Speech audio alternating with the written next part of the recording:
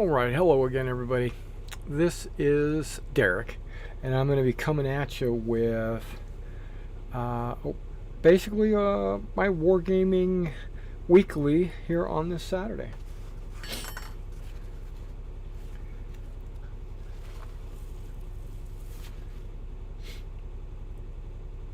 Gotta sneeze.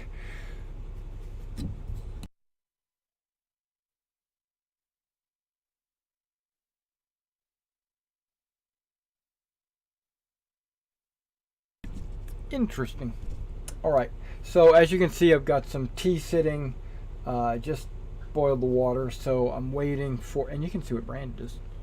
This is their apple chamomile or something like that. I don't know what it is, but it's got apple in it. So I'm basically just waiting for this to soak down. I usually give it about 3 or 4 minutes. As you can see on the table here, I've got a number of Italians that I am working on. This is part of a commission, and I'm going to continue working on that today on camera, so just bear with me on that. I have a couple of pieces of news that I want to share with you. A couple of emails that I received from various companies that I do business with. Wargames Atlantic and Warlord Games, I do believe, are the emails. I'm trying to remember. Nothing. Just some interesting information. Plus, there was a developer blog for the game IL-2, which I play periodically. I wouldn't say I play it a lot. I play XCOM more than I play IL-2. But there was a developer blog, and they were talking about things that are coming out in the future for that game. And they revealed a few things that I find to be fairly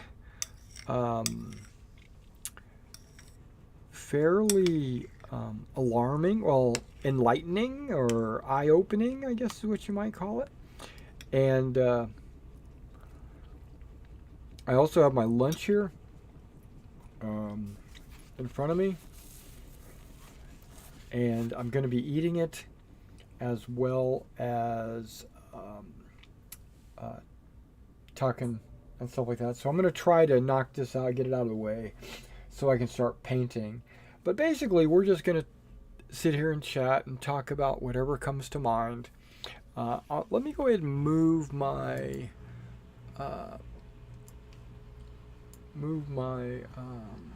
there it is, my chat window over here to another window that's a lot closer to me, because I've got, I don't know if you knew this, but I have 3 monitors, and I usually need 3 monitors to do like most broadcasting, or at least I do. Like I'll play on the, like if I play a computer game, I'll play it on the center monitor. I'll have the recording software going on the right monitor, and then I'll have like either chat or the stream itself will be pulled up on the other monitor, and that way I've got it all pulled up and I don't have to alt tab all the time.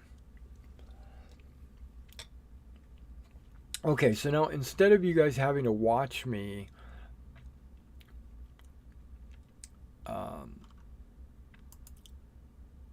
yeah, I need to pull this up. Instead of you watching me eat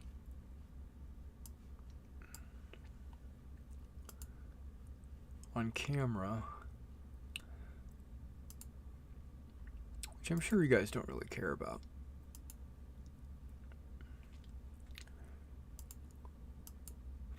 but instead of you having to be forced to watch, I have something prepared. I prepared this about a month ago because that's when I finished them. I did some figure painting for the store, and I wanted to show them off because I thought they were done really well. I put all the pictures into one slideshow, but OBS will not do over, I want to say 30 pictures, and I had like 120 pictures. So it would replay the first 30 and you wouldn't get to see the remainder. But so what I did was I created 4 slideshows. Let's go to that one. Let's see if it plays. It says it's playing. Okay, so I'm going to open this up just a little bit, guys. There we go. And just so you know, most of these figures that I'm showing are Perry models. They're Perry medals, and from their World War II line, obviously 28 millimeter.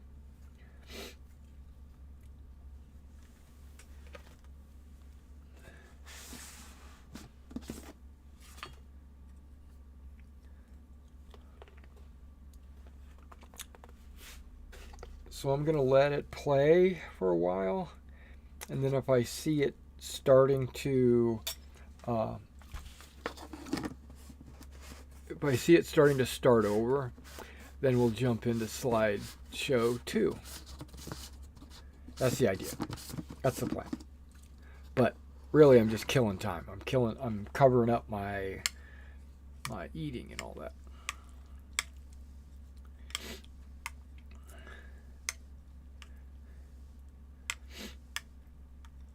Yeah, I think they turned out really well. I mean, it's just obviously there's some mistakes here and there, but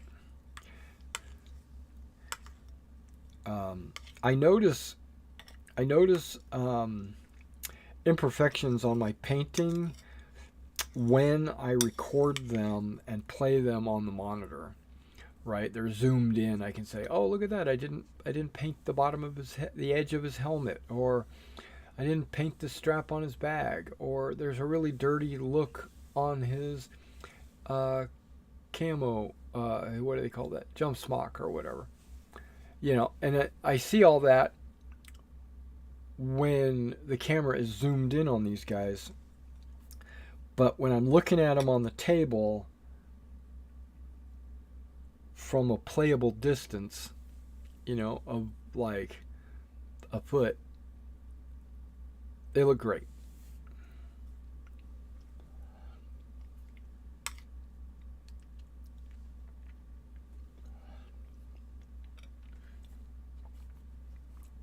Maybe I should just put some music in the background so that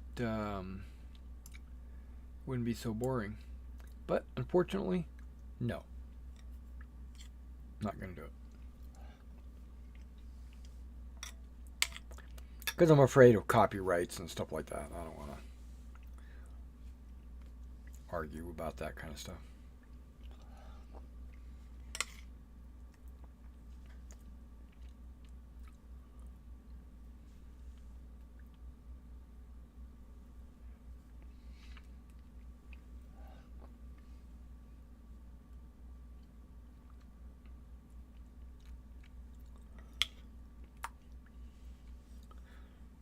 So if you've been watching my channel, you've been noticing that I've been uploading a lot of Italian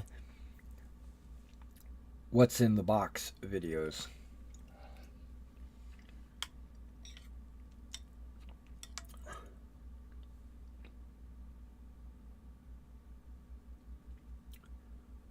And those Italian what's in the boxes, they're all finished. They're just needed to be, I think I'm down to like the last 4 videos that need to be edited and uploaded. And I've been uploading them like every day or every other day. Because I'm also uploading a lot of XCOM videos and IL2.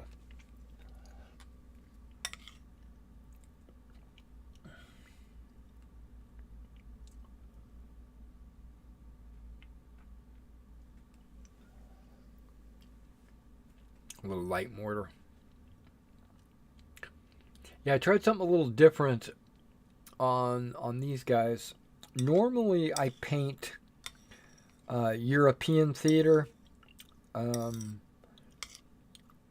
I've got this Fallschirmjäger book from Squadron. I don't know if you guys are familiar with Squadron publications, but I have this Fallschirmjäger book, and it's got a number of plates in there.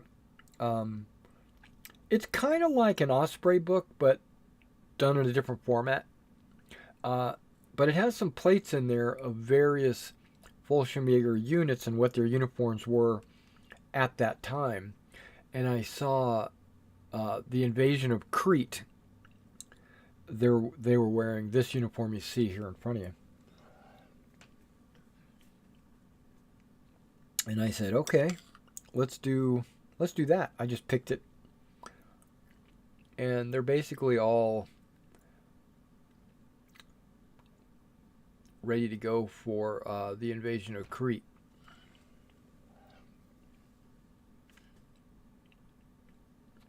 And then I also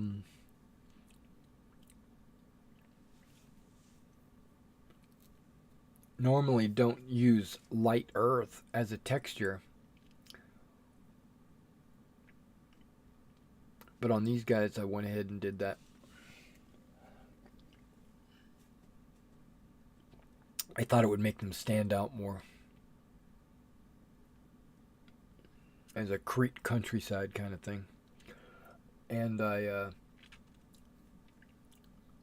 used some more vibrant, I guess, flock, and a little bit more vibrant on the tufts that I put on there. I don't normally put tufts on models, but on the big bases I like to do it just because it just gives it a little extra. Now we're on the machine gun.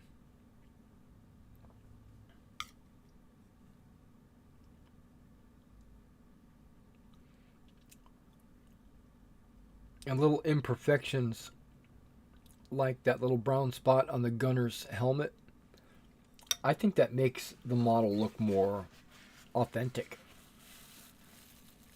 You know, I didn't put it there. That was an accident. But looking back on it, I'm like, I'm going to leave it. Because I could easily just repaint over it. But I said, nope, I'm going to leave it because it makes it look better. If you look at some of the historical, what would you call it? Historical equipment that survived, there was a lot of imperfections on the gear. It's not perfect. No real army is. I mean, if you, except for maybe the Americans, if you go in and equip a group of guys with a uniform, and then one of the guys has a different uniform, that probably actually happened.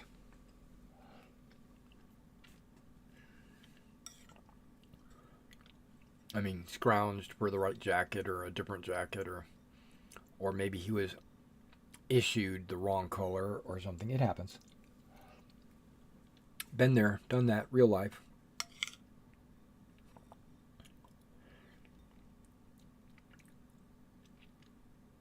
I don't know if you guys know this, but I used to be an airborne paratrooper in the U.S. Army. I transitioned to become a Pathfinder, and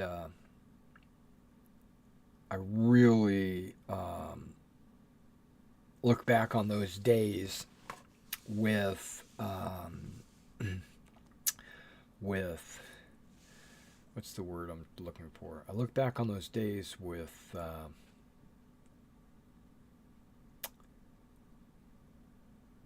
there's a word.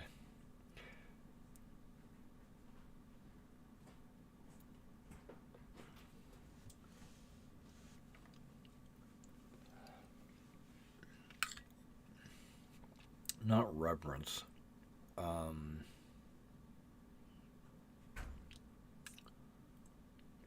Okay, it looks like slide 1 is over.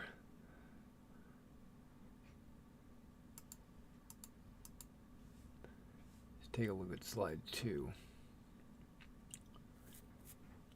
Slideshow, that is.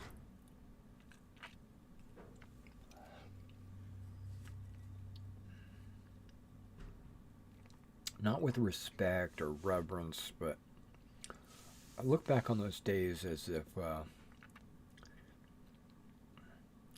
I know they were life-changing. They formed my beliefs, and they were life-changing, let's just say.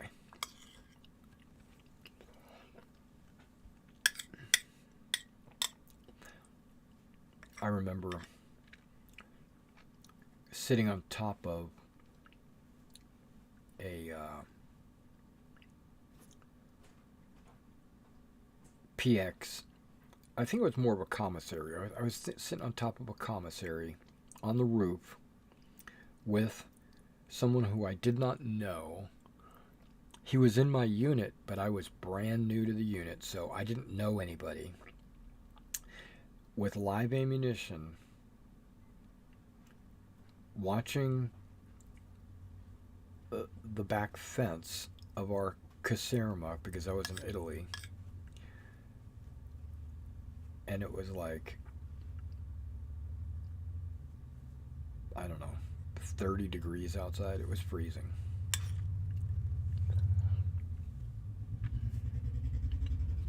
But guess who didn't have all of his equipment?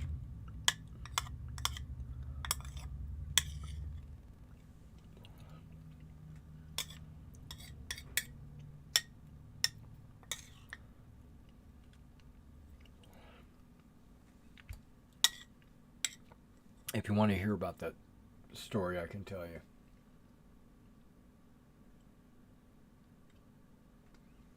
Okay, it looks like our spam bots have started working on us.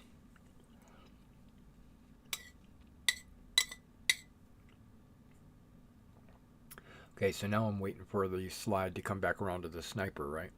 And that's what started this thing. I'm almost done here anyway.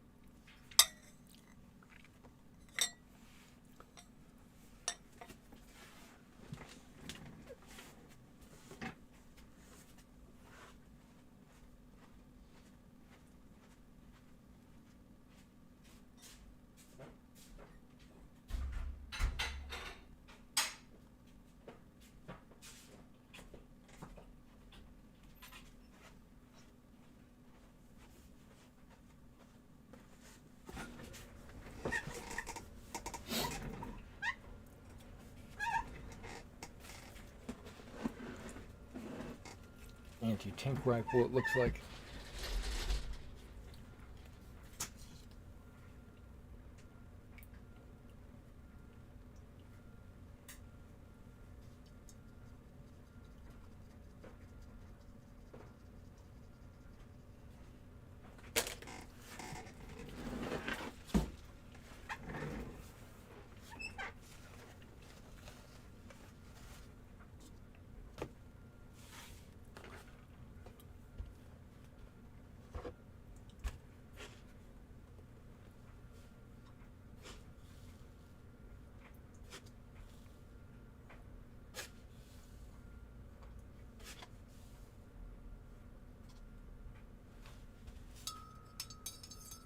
Alright, so I threw the tea bag away.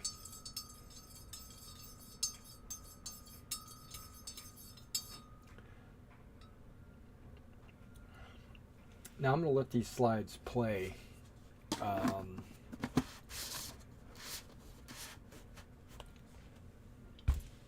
Even while I'm doing other things. I don't really have a script today. I don't have like a let's talk about this, let's talk about that. I just wanted to get online today and just relax and paint and have a good time.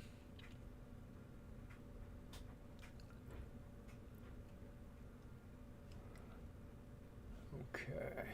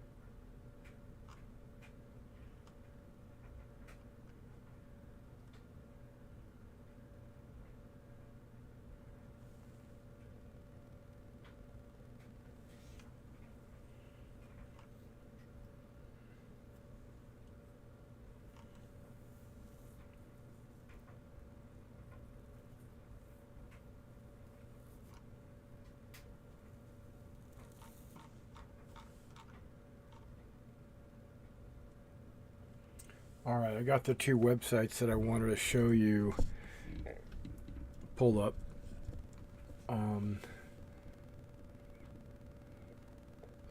Alright, let's go to slideshow.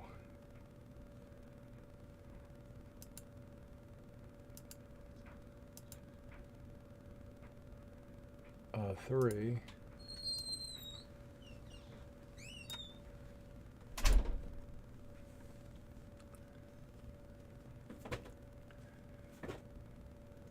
Eighth Army, guys.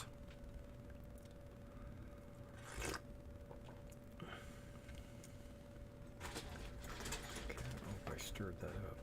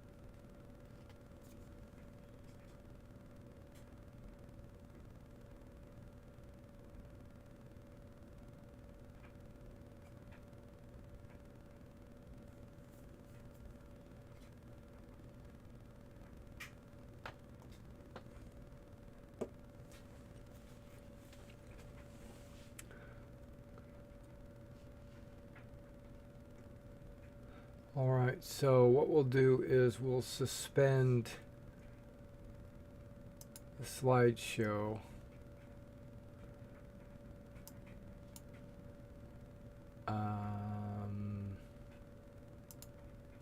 Let's lock those so they don't move. Let's unlock that. Oh, wow. I didn't realize.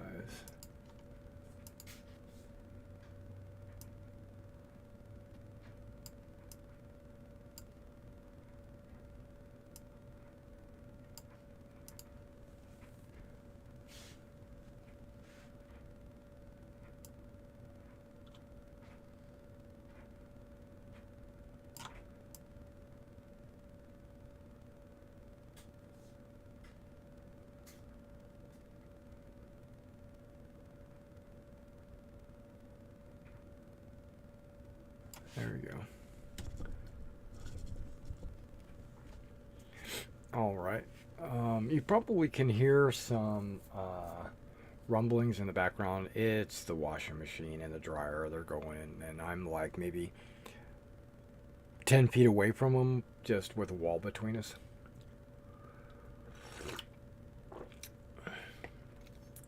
Okay. So everything... Whoa.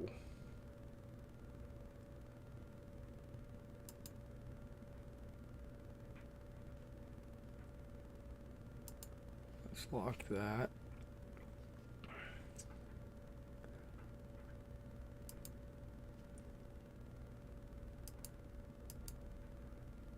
Yeah, okay. Focus should be turned off. Autofocus, that is. Okay.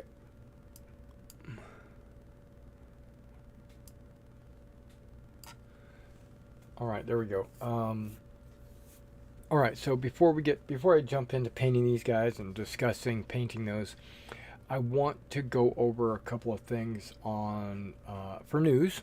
You know, it's news to me, so it might be news to you. So let's go ahead and bring up our center display.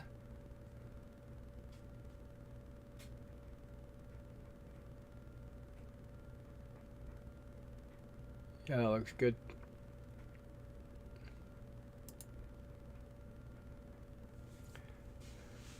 Let's see if I can't fiddle around with this.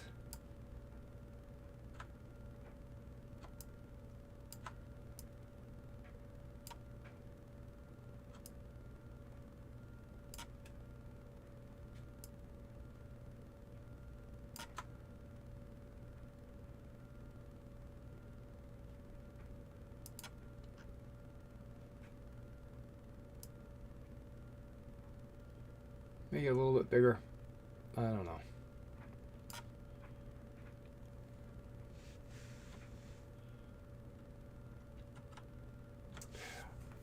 All right, so new releases, right? Warlord Games has got a few new releases I'm pretty interested about. This Delhi Light Cavalry, that's really cool, but when am I ever going to use those? The answer is never. But that's not what I wanted to look at. This is the line that I wanted to really focus in on. We've got a signed and a non-signed Hail Caesar book. It's not just second edition, because I already have a Hail Caesar second edition rulebook. It doesn't look like that. It looks a little different. It's got the Master and Commander on the front, right?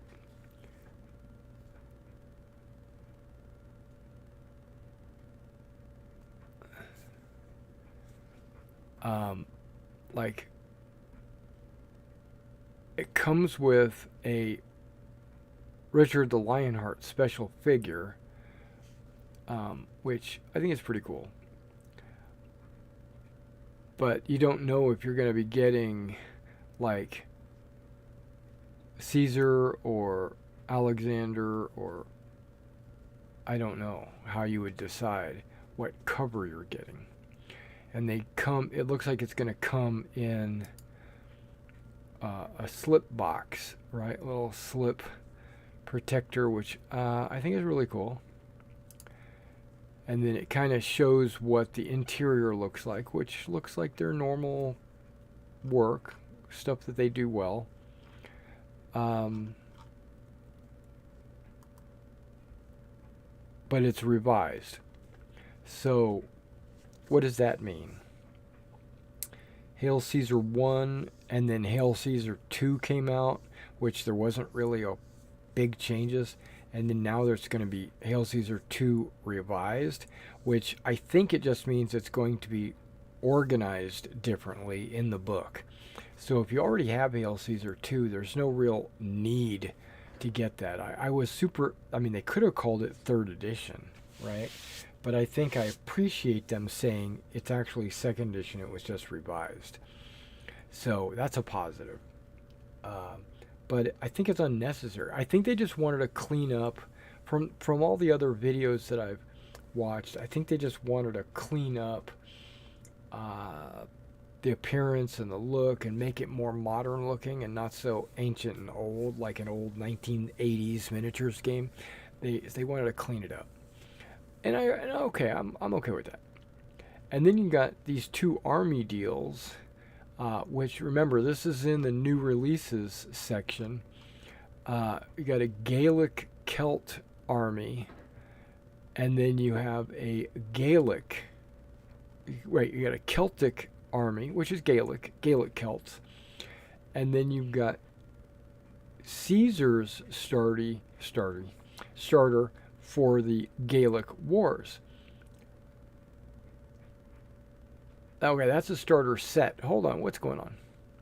Starter set is cheaper than the starter army. Look at all those. Look at that with those war bands. This looks like it has all the same war bands, maybe a chariot, and some Romans. This, okay, unless that picture is not indicative of everything you get in, yeah, what is that, 113 miniatures? Is that what that's telling me? 100 Celts, 12 cavalry.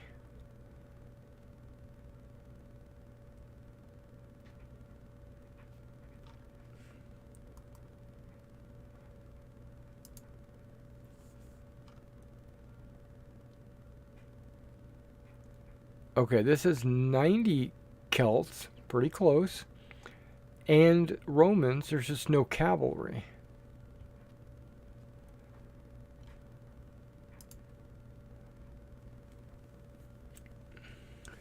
Now that looks like the new revised edition. Might be a paperback though. You know how they provide you with a paperback version?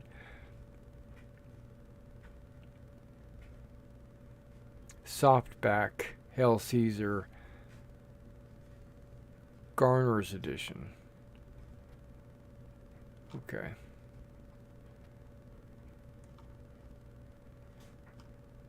Interesting.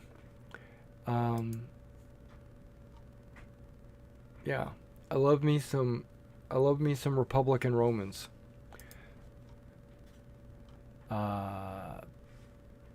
Yeah, I do love me some Republican Romans. I like even the older ones, you know, with the Hastati and the Triarii. But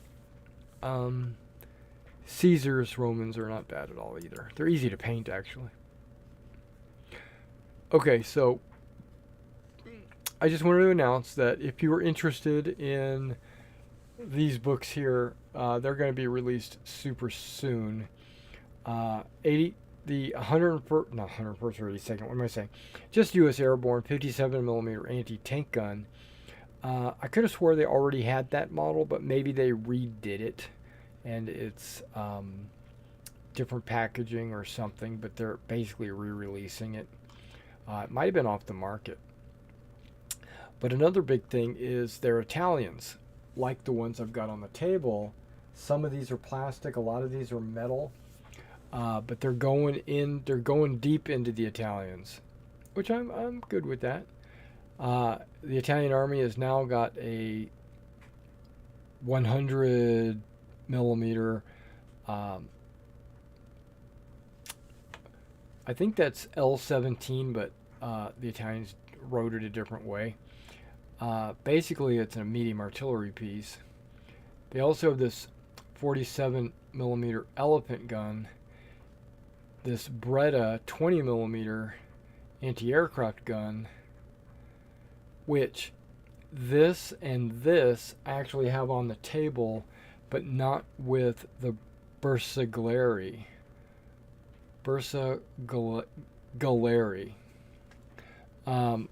I don't have that. These are basically just standard infantry. We got the box of probably 30 Bersaglieris there, and I want to say Bersaglieri, but I don't remember.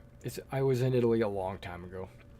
Okay, and I don't really normally do Italian armies, but I'm kind of excited for the Italians getting their due, you know, because of North Africa and Italy and all that. But yeah, it looks like they're using the same sprue for the gun and the mortar and the machine gun and the anti-tank gun. Those look like they're all the same as the ones I've got here. It's just the crew members are dressed in a different outfit. Then you got the FOs, which is pretty cool. And then what do we got here? We got an HQ unit. Okay, also pretty cool. Now you can get a collection of like Germans or Gauls and for SPQR. This is SPQR, which is not Hail Caesar. But those figures could easily be mounted for Hail Caesar. Or if you like SPQR, which is a skirmish game, you can get different army sets already made for you. And it looks like they got them on a pretty sizable discount. And then Pike and Shot and Doctor Who and all that other stuff.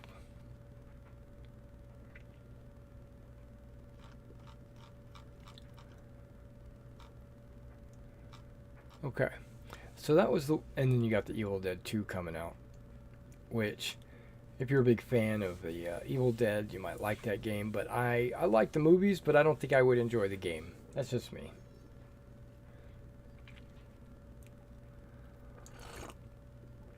Okay, now before I go on to paint, I want to show you the next site,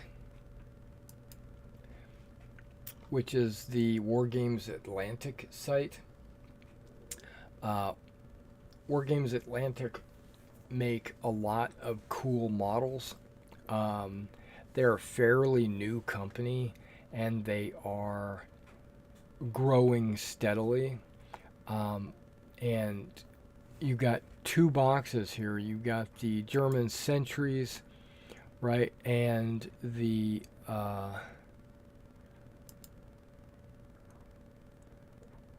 yeah, that is super cool. The German Shepherd and all that. Okay, it looks like he's got a flashlight. German set, and then you got someone surrendering.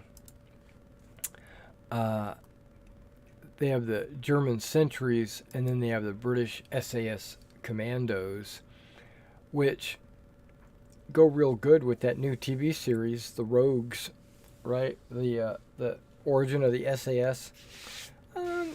I thought it was okay. I didn't think it was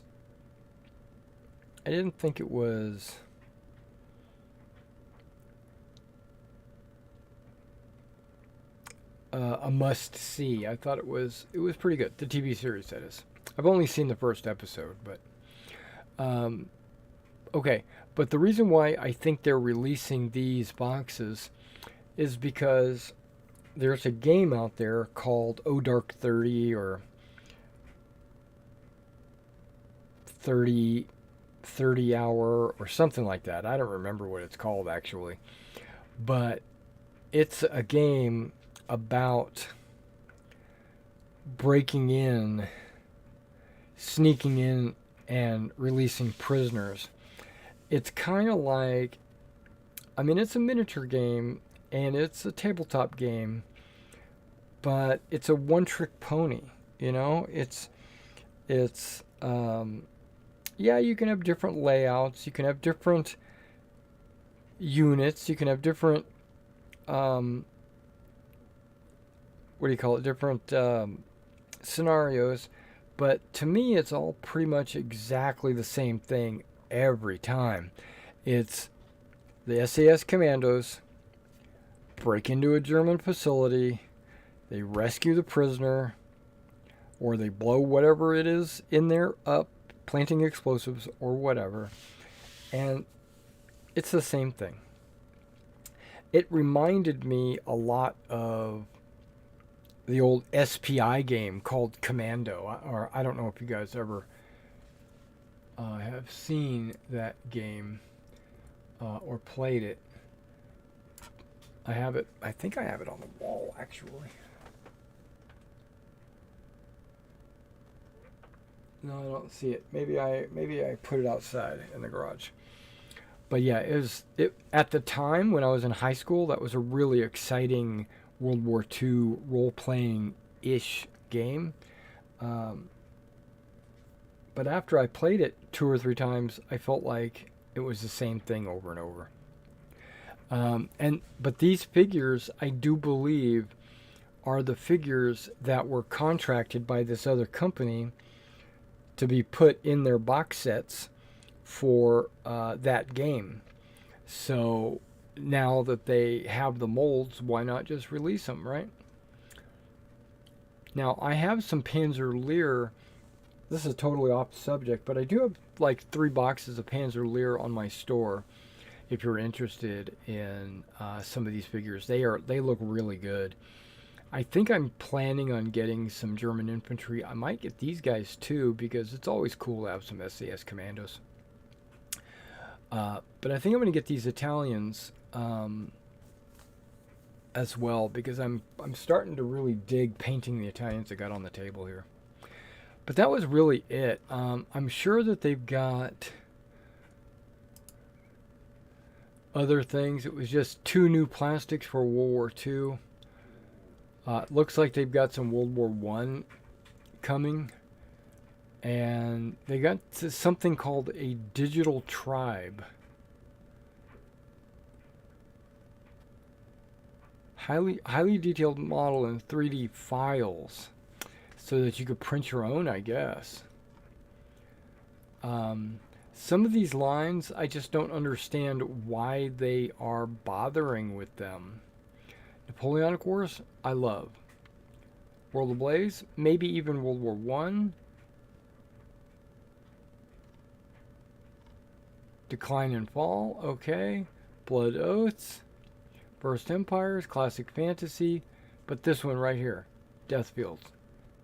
And maybe these 2.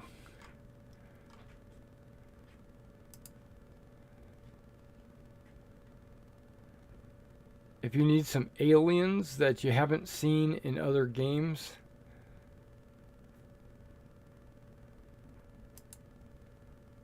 yeah, they make some really cool models. But I don't really know what game it's supposed to go with. You know, Death Fields. Here we go. Death Fields. You would think they would have like a rule book or a explanation of the history or a little pamphlet, you know, or something, but they don't have any of that. And you've got Napoleonic grenadiers with lasers. That right there turned me off, because that reminded me of a game called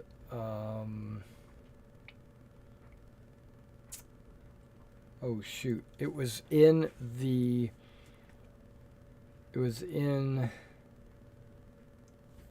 Earth Sol system. Different families and factions have colonized different planets.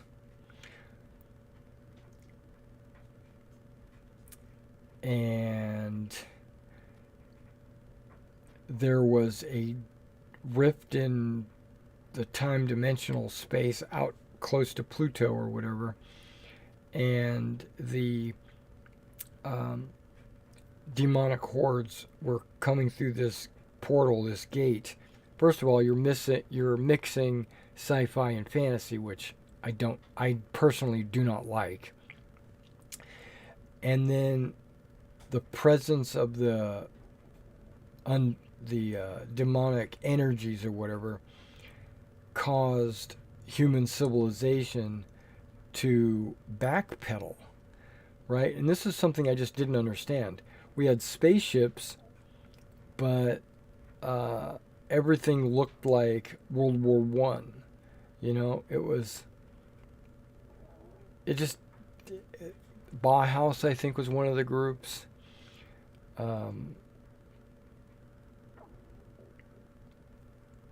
I can't remember. There was somebody on the moon. I don't want to say Luna, whatever, but there was a Mars faction and an Earth faction and a Venus. And none of that made sense because, you know, how are you going to have a faction on Venus? And then I want to say Battle something or Storm something.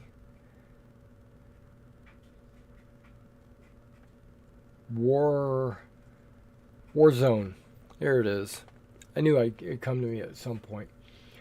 I played this game called Warzone. I was really excited about the game because it was an alternative to Warhammer, you know, at the time. But it just didn't have well, first of all, it didn't have the figure line. It didn't have the backing, the financial backing or whatever. And the rules were okay, but I just didn't like the fact how they explained why all the factions were fighting, and I don't know. And then they made a movie about it. Warzone.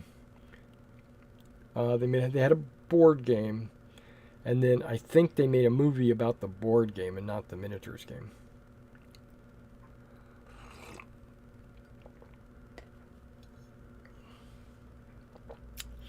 And that's why I don't like Deathfields, because Deathfields reminds me of that game, and that game just, and you can see there's only like 6, 8, 9. There's 9 boxes.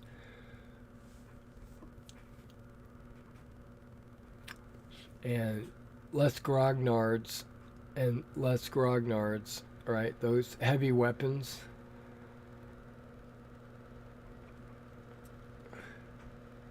Cannon fodder, that's pretty cool. Cannon fodder females.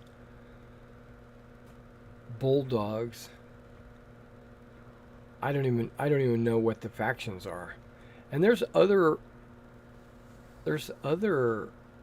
boxes they're working on. Okay, enough of that.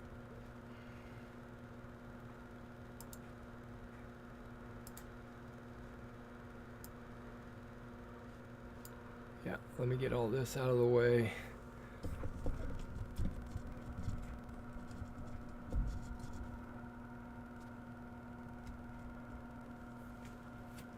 Alright, let me change my eyes. I'm going to start painting. If you guys want to talk or say anything, drop it in the chat. I'll be sure to reply. Maybe not immediately, but as soon as I see it, I'll reply. I'm running into a little bit of a mental debate. Okay, I already know what I'm going to paint that. That's no problem. Their bags. They have these canvas gas mask bags. They have 2 styles. They have the square style, and then they have this long nose style. The long nose style was replaced by the bag style. So in the desert or whatever, I would probably use the long nose style. But in Italy or 1943-44, which that's what these guys are, I used the square style. And the reason why I made that decision was because this guy that sent me this didn't give me any direction. He just said, you know, get them done, right? So, but he sent me a bunch of metal miniatures, right? And on the metal miniatures, on all the metal miniatures, the paratroopers, the FOs, the gun crew, all that stuff, they all have this square bag and not the long nose bag. They have numbers. M1933 and M1935, I think, are the two choices. I could be wrong, but so having seen like 2/3 of his army was already the square bags, I decided when I was assembling the plastic guys to go ahead and continue that process and use the square bags. Okay.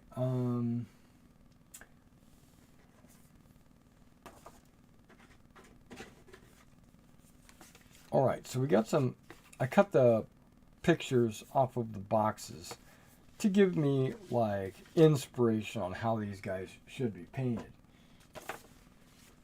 Plus, I watched a bunch of other painters on YouTube or whatever paint and what colors they used. And then I went and I looked at photographs, colorized or otherwise, to see what color they actually were, right? And or what was interpreted as being actually were. And so compiled all that in my brain of brains to determine what colors everything should be. But when it comes to the gas mask bag, I'm struggling. Bolt Action, you know, this flyer here has Italian Tropical Army, what their stuff should be, right? And then this should be generic in the middle, right? And then this is the black shirt, or maybe all of this is the black shirt. But that's either way, that's the colors I'm using. Or let me rephrase that. That's the uniform that I'm trying to attempt to paint. They say paint the gas mask bag canvas. Okay. PA canvas. That is this color. Panzer Aces 314 canvas. Okay? That's canvas. That's kind of dark, in my opinion. Whoa. It's kind of dark. They also said paint the helmets German camo black green.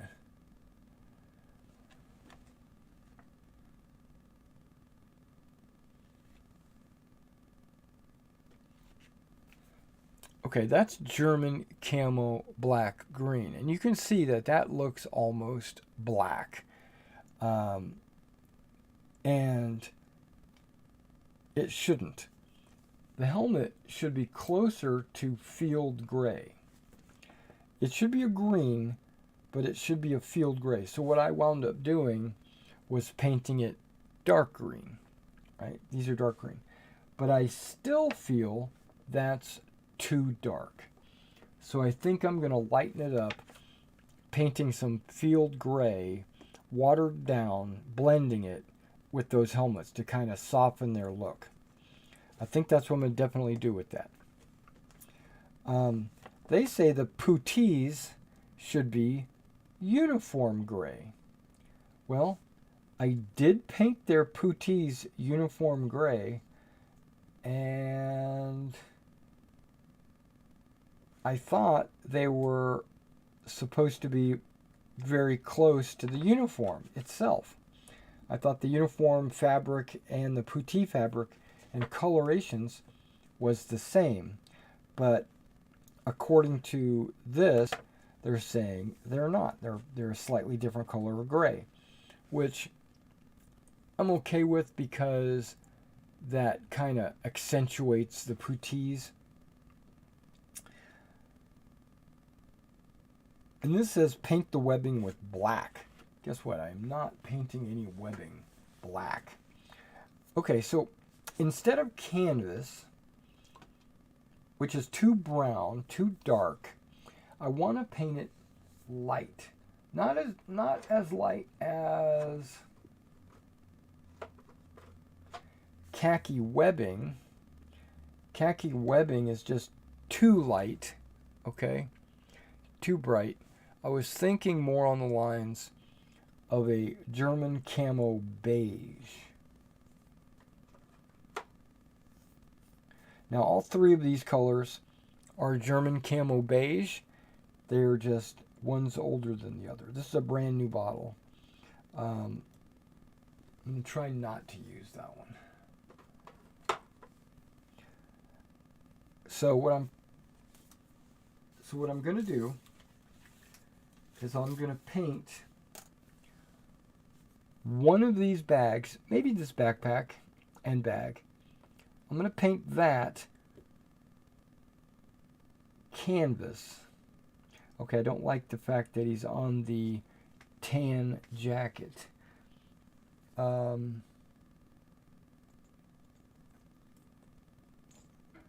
we go. I'm going to paint him canvas, and then I'm going to paint this guy German camo beige, and I want to see what the fuss is about, if that makes sense.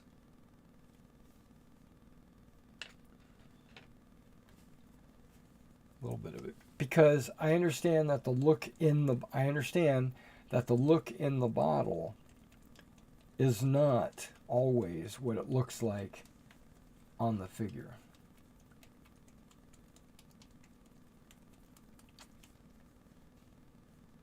Word, word, word, word.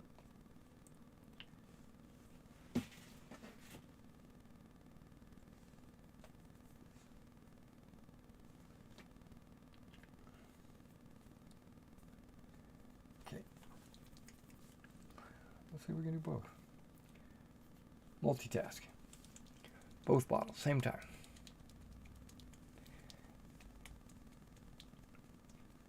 Well, the canvas one I've used fairly recently, but this German camo beige I haven't used in a couple of weeks, maybe a month, so it might have settled.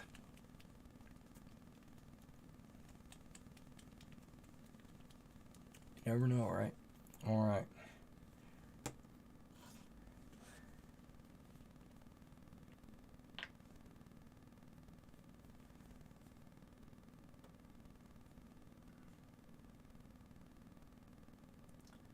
Just need a drop.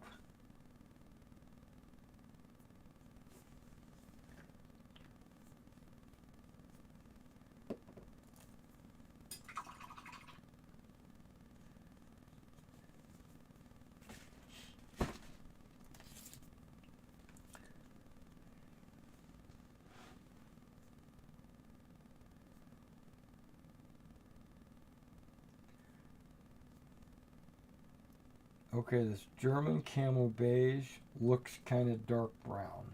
Or not dark brown, but darker than what I was expecting. It looks almost khaki, which I assume is the color they were going for.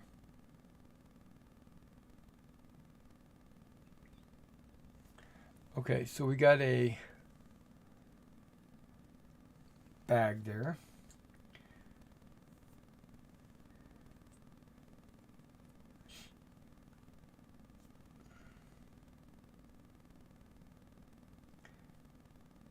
Without letting any paint go to waste.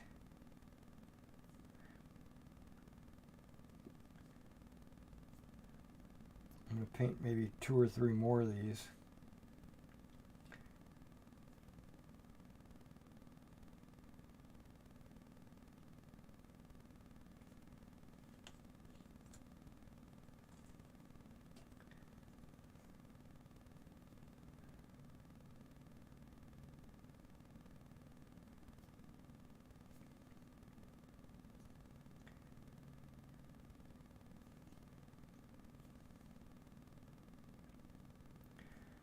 Yeah, I stayed up a little bit later last night.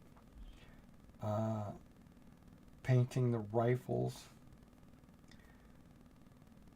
on these Italians, and the flesh on their hands, because the flesh on their face I painted before I did their helmets and jackets, right? And the paint on their hands I held back and didn't do that until I was ready, right? And last night I was ready, so I went through and painted all their hands, and and then I painted the rifles.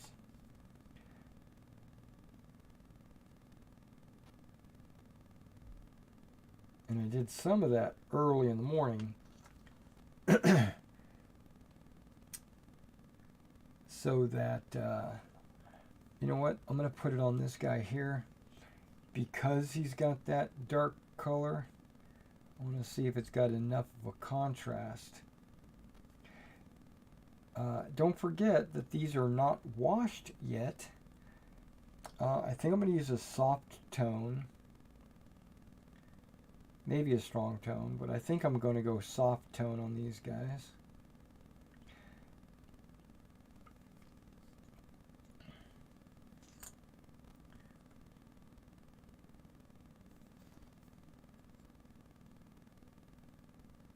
Okay, now he's a medic, so that bag's going to be completely different color.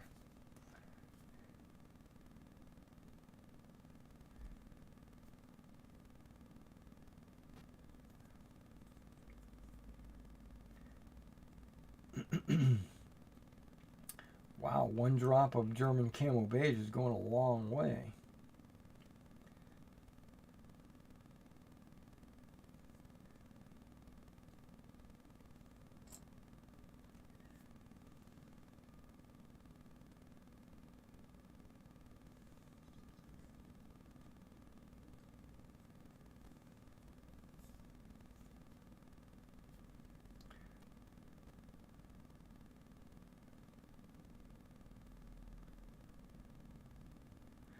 Okay, I bet you canvas is going to wind up looking almost exactly the same.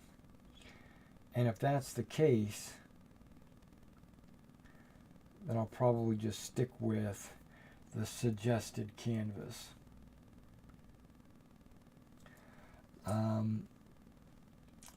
The cross straps are going to be the same color as this bag, and I really think they're supposed to be light, a very light color. But I guess this German camo beige is contrasting with the uniform very well.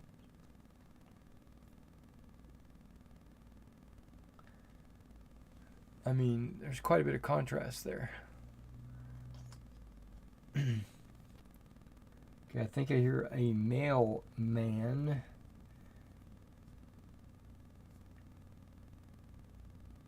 I don't have anything that goes out today.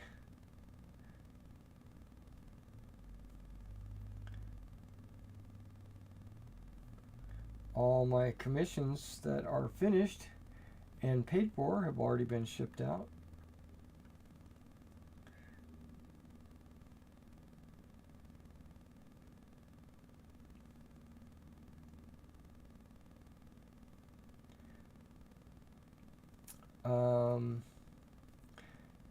You guys are watching this. If you want something painted, I do have a painting service that I paint for customers. Like I'm painting these. I'm painting these for a customer. I could very easily paint some of your models. If you email me, I'll email you back a price guide.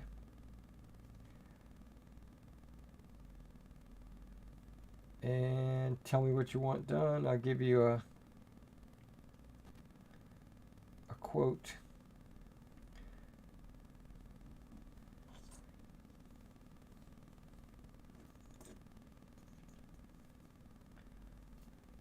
Generally speaking, for 28mm models, it's $6 a model.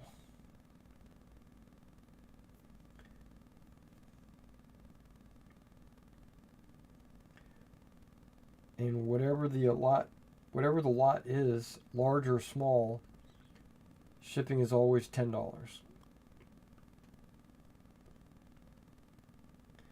You could have 10,000 models, it wouldn't matter. The shipping would just be $10.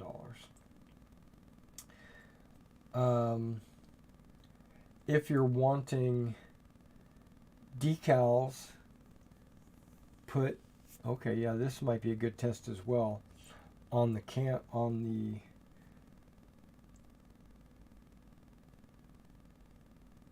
back, they carry an ammo pouch, and it's the same color as well. Now, I did see some where it was just gray, but I think those were not colorized properly.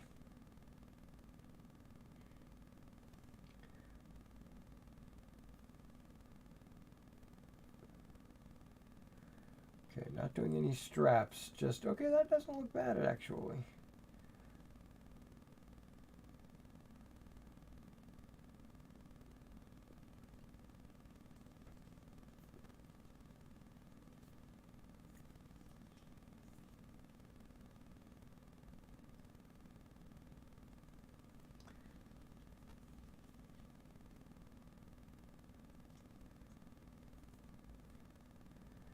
Yeah, the little pack on his back. Wow, that was just one drop? Okay.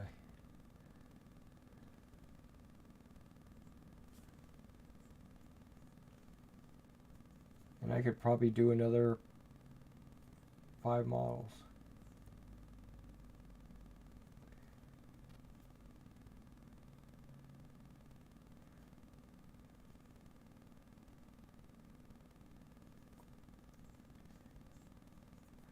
Yeah, I was planning on using like a khaki webbing, the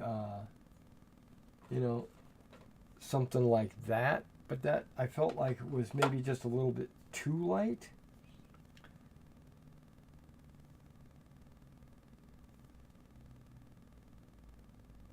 But there was a YouTuber that painted some Italians, and that was the color he used, and they look really good. I just don't think it's historically correct.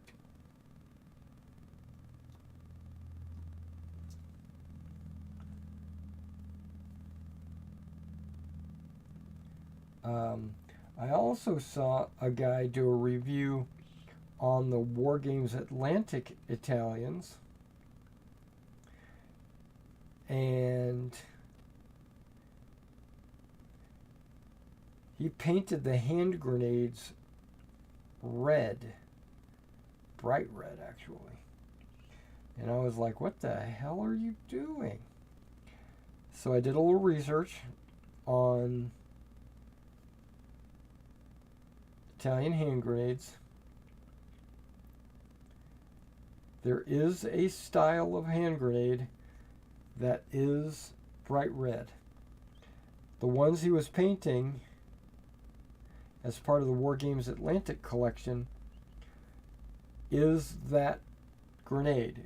It looks like a big soup can or whatever.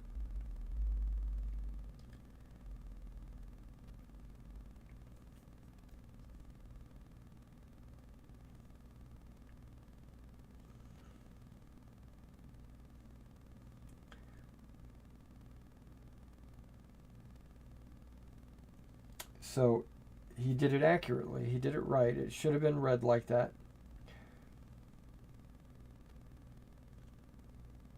But the grenades included on all these models I'm doing is not that grenade. So I thought about just painting them red anyway, just to make them really stand out.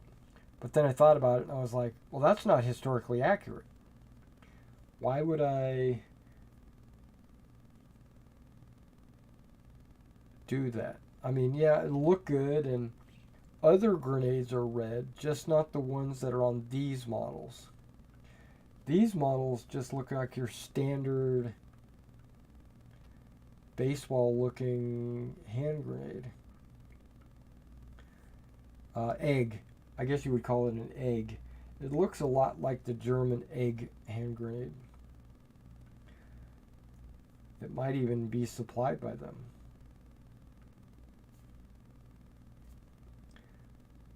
Okay, I'm on the last legs of this drop.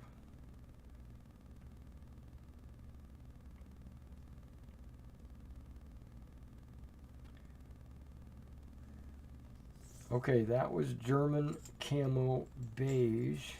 Plus it needs a few seconds to dry for the color to actually change.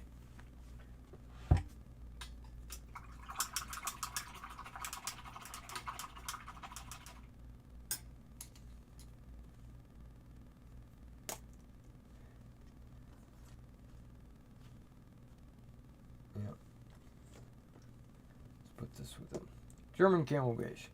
All right, now let's do another group about this size with canvas, and let's see what the differences are.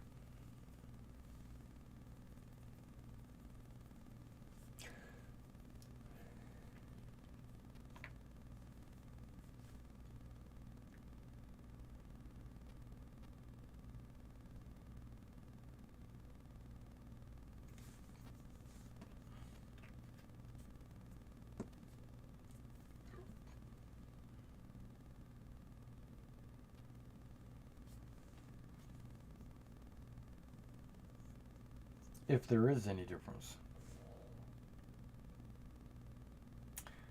Okay, it does look darker.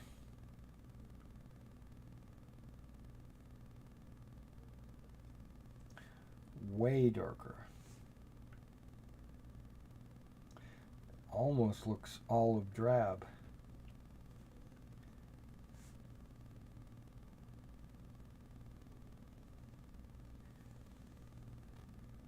See that? That's way darker.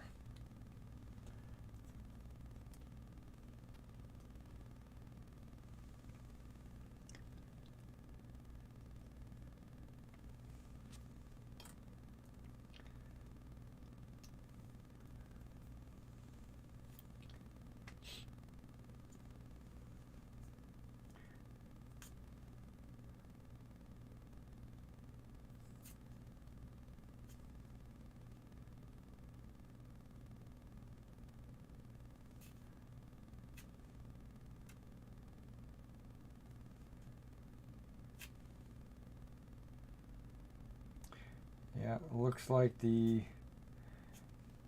camo beige is a winner.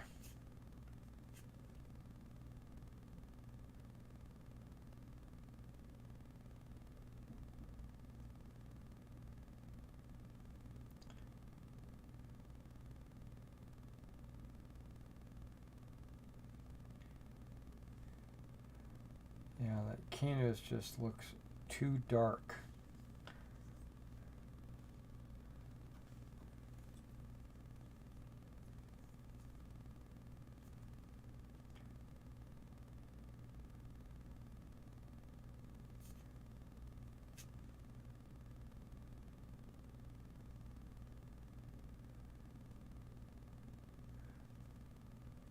So this engineering flamethrower assistant backpack,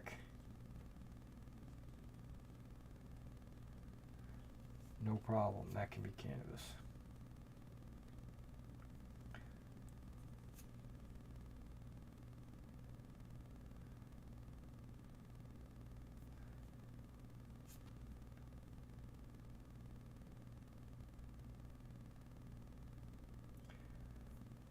We got a D&D game tonight. I'm not running it, I'm playing in it. My character's name is Pseudorix, or Pseudorix, as some people call me, but it's Pseudorix. And I'm a Minotaur.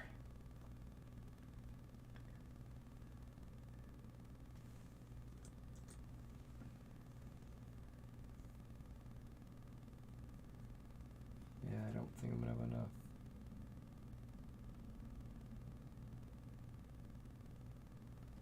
This is the other engineer assistant flamethrower backpack guy.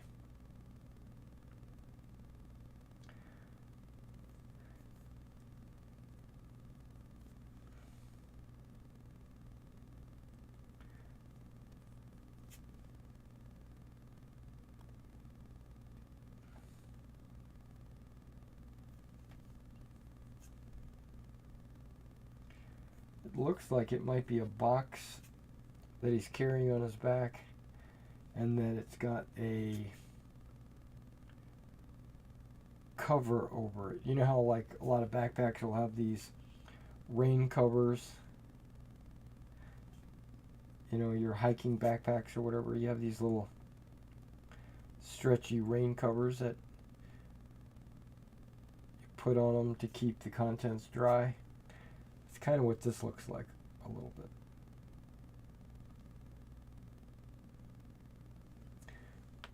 Okay. So right there you can kind of see the, well, maybe you can't, but that canvas is just too dark. It's too dark, so I'm not using canvas. Canvas, you're out of here. We're going to be using German camo beige.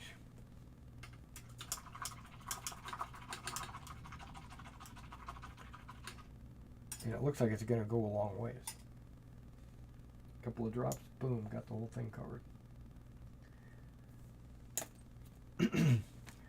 Okay, so I needed to get a bigger brush. One that's a little bit softer and bigger. Okay, that's this one. Not too much bigger, just bigger.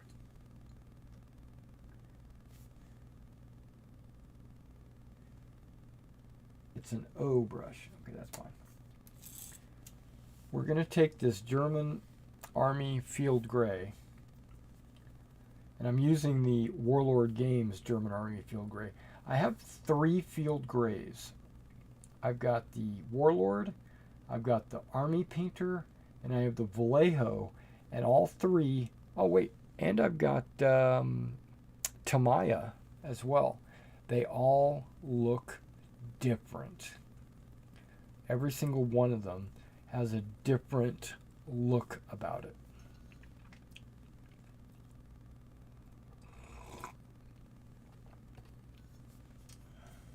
So I'm using the German Army from Warlord because it's got a lot of green in it.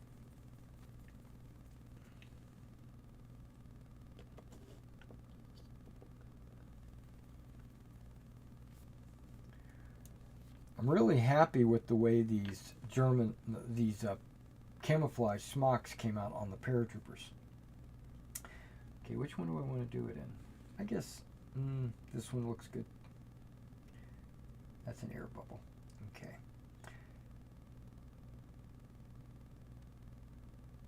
One and a 2. Okay.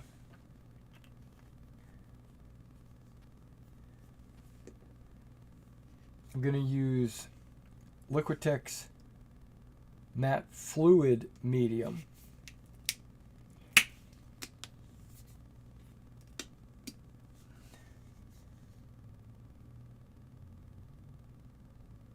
Gives it a runny texture.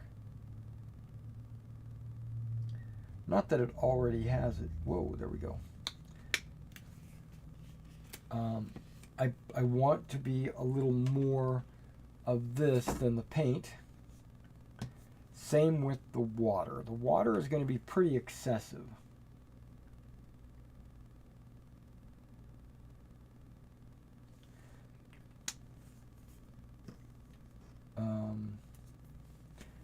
Okay. So now it should be extremely thin. Maybe not thin enough.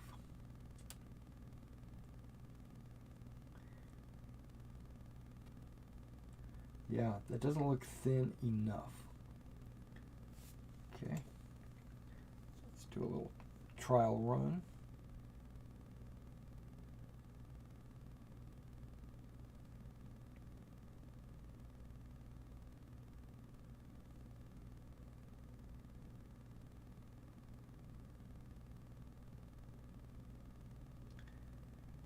Okay. Maybe that's not thin enough. But it always looks thicker when it goes on the model.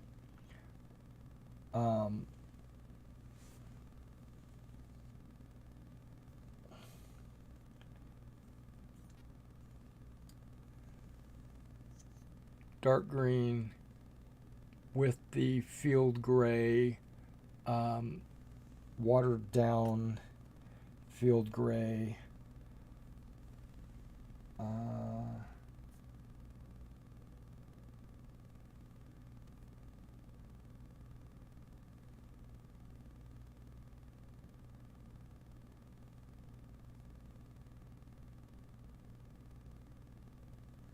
There we go.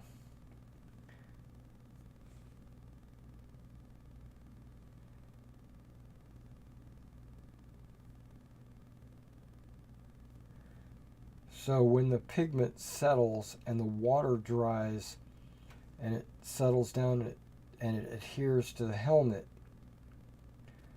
it should be on thin enough that the dark green shines through. But I have a feeling there's just not enough water, so I'm going to give it a few more squirts of water because I want it to be extremely thin. Almost to the point, not to the point, but almost to the point where you can see the paint separating in the water. If you've gone that far, then you've gone a little bit too far. You want it to look just like colored water.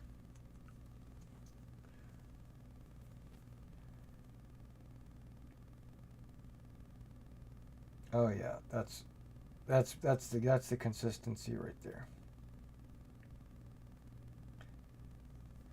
Colored water. And what happens is, what happens is it'll settle, and as it settles, it'll separate.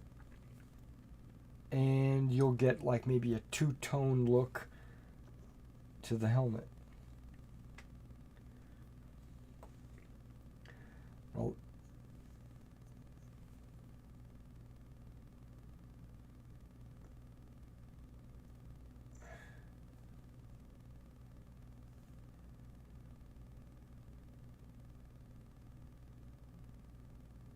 and that's why when you're truly blending, you would need to do multiple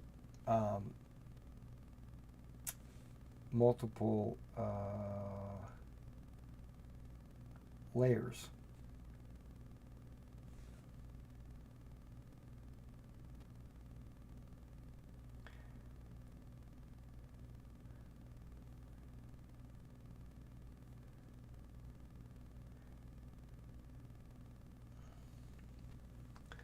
But I'm not truly blending. I'm actually, well, it is. It's technically it is blending, but I'm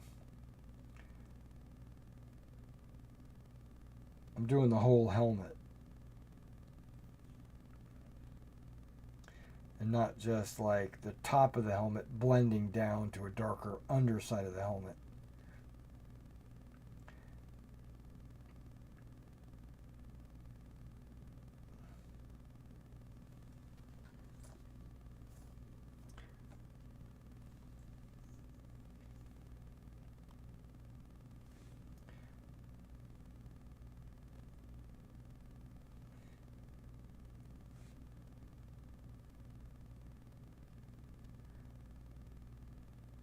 What fun watching me paint helmets.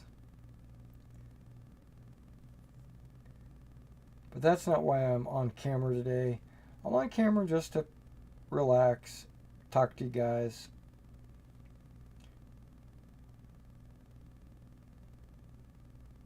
See if you guys want to talk about anything in particular. I don't see any chats, so I guess that's a no.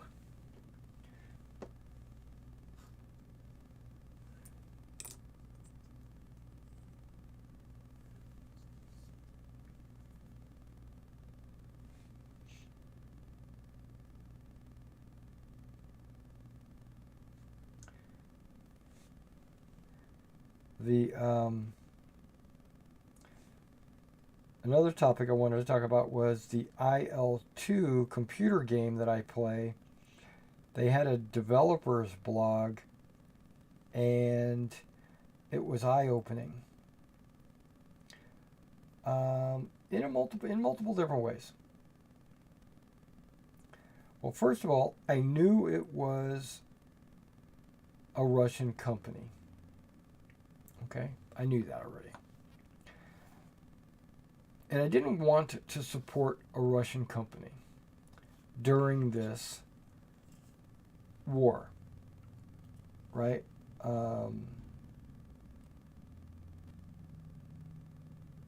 I stopped ordering miniatures or models from Russian companies, basically boycotting them.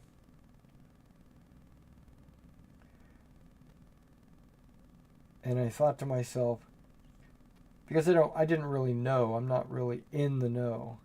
I was like, is this IL-2 company, are they Russian? You know, is that going to be a problem for me, psychologically? So I went on their website, and I saw that they had offices all around the world.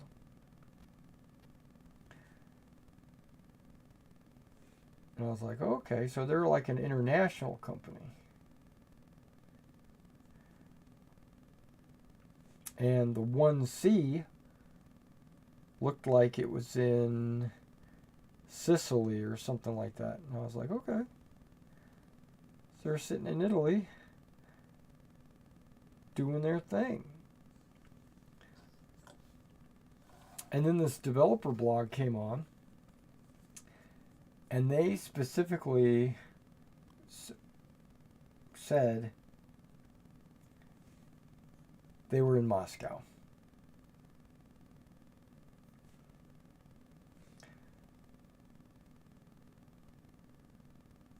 And they didn't say anything political. They didn't say anything untoward, you know, or they didn't show any ideology or anything like that. So I respect them for that. We're not bringing in their country's issues into their game, company, or whatever. So I eased back on my boycott, specifically with that company.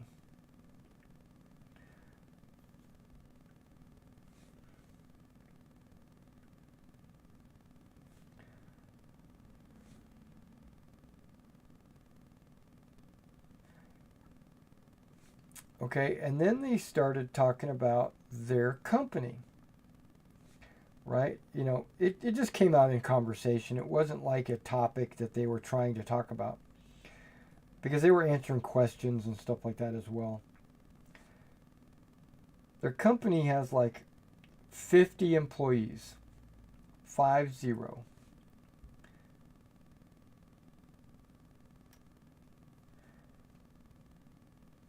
And they put out a really good product, IL-2.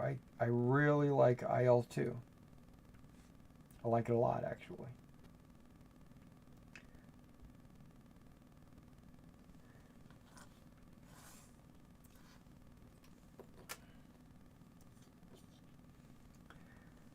And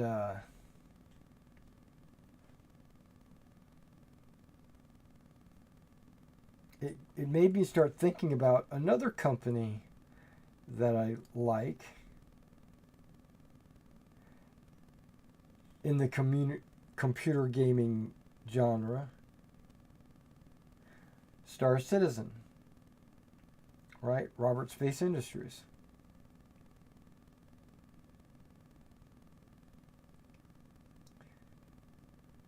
And how that game is lacking I see potential. I think everyone sees potential of what it could be. But it's not there. It's not even close. It's scary far away after 10 years of development. Yeah, they had to pivot a couple of times. Some things changed in their development, and they pivoted.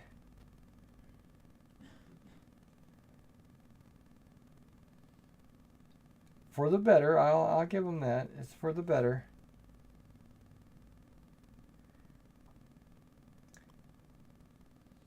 Specifically, planetary surfaces. You can now land on a planet pretty much anywhere and go anywhere on a planet. It's pretty impressive, really, if you think about it. But who cares? My point is, who cares if you can land on a planet and go anywhere when there's nothing to do?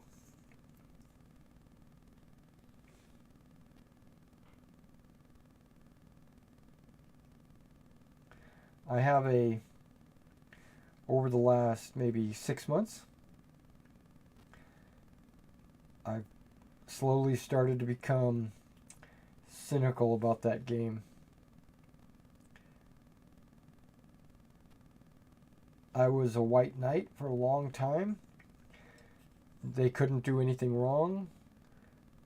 Everything they did was great. 10 years later,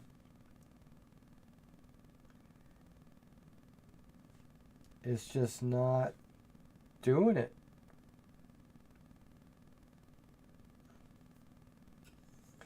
So FYI, there's an IAE going on right now. That's an International Aerospace Expo in Star Citizen. If you do not own Star Citizen and you want to play, to try it, to check it out, to see what all the hype is about, you can this week. You can open an account and just log in and play for free.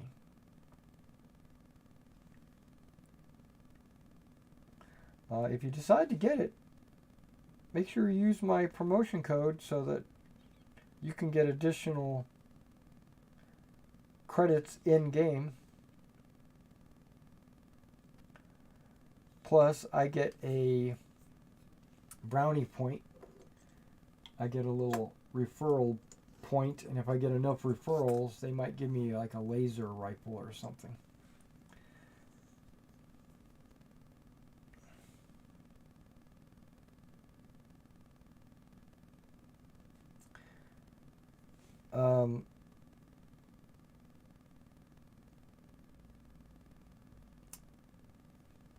But my cynicism comes from there's like nothing to do in the game. Well, there is.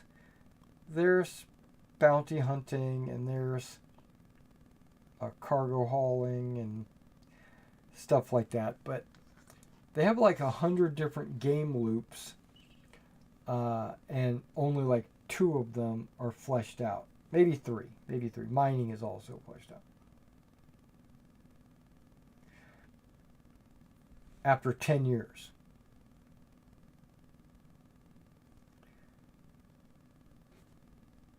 And it seems like they can't settle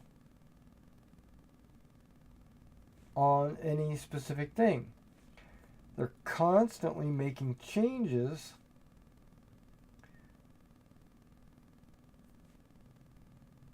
which is causing further delays.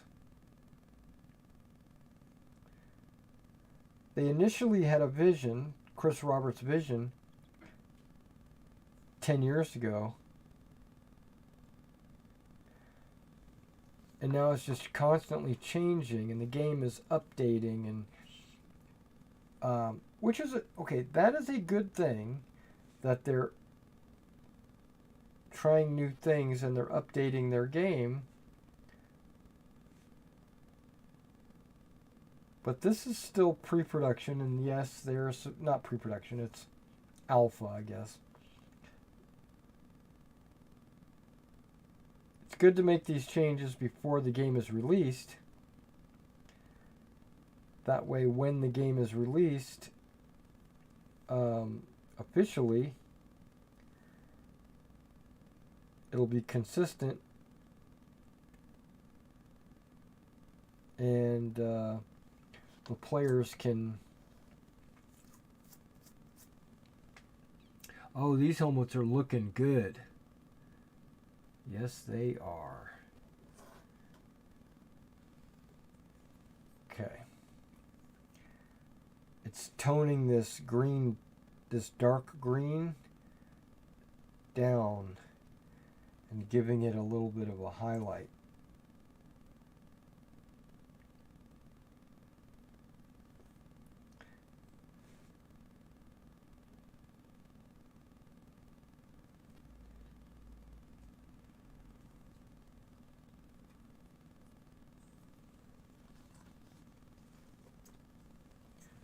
Okay, my neck is hurting.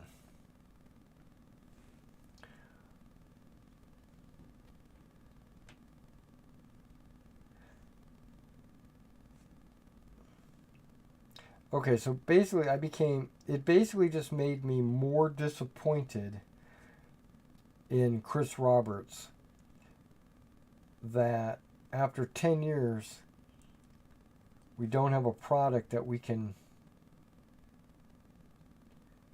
put in our hands. Now, it is being developed a little bit differently than what, you know, a Call of Duty might be, or a Destiny, or some game like that. First of all, those are all first-person shooters, which Star Citizen is that, but it's also not that. Not only is it first person, but it's also third person, and it's also second person. So, like, it's multiplayer all the time. So every map's got to be built with that in mind. And the animations for the characters have to be done with that in mind.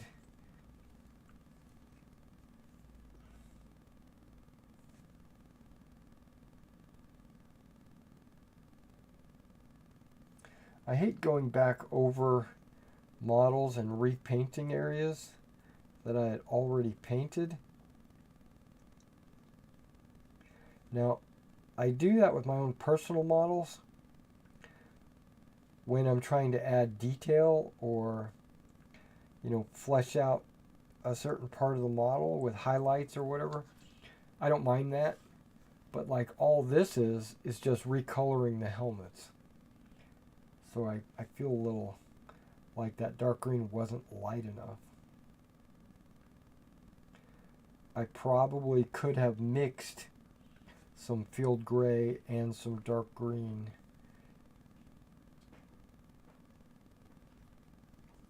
To make the proper color. And then I could have just painted it once.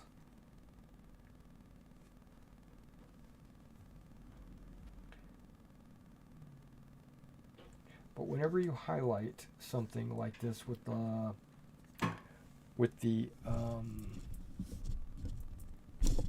yeah, that's in the way.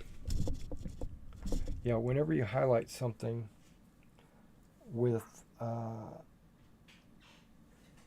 like a blended color, it always makes it look better. I don't know what it is.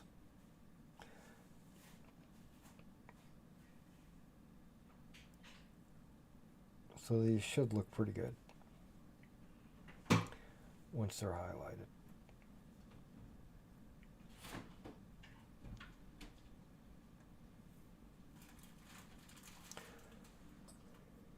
I might even go over them again just to hit the top of the helmet.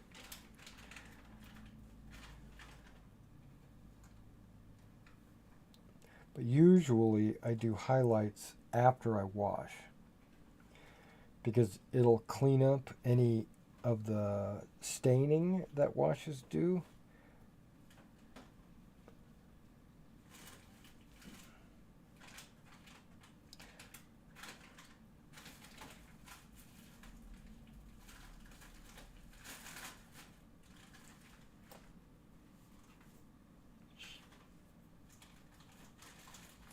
And luckily I don't have to do any of the paratroopers.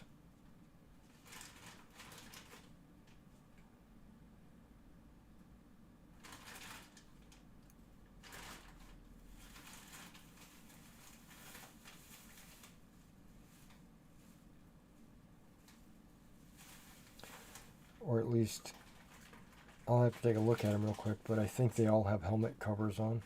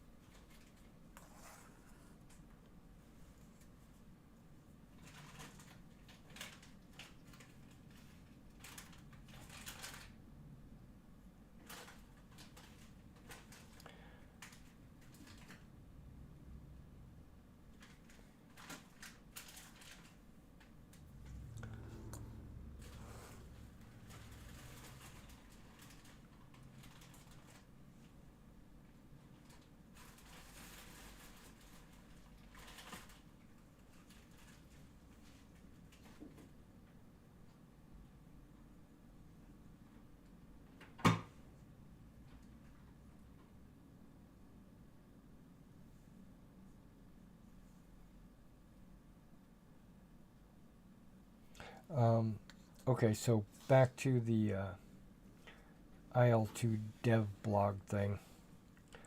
Yeah, having them just talk about their game and everything, and that they were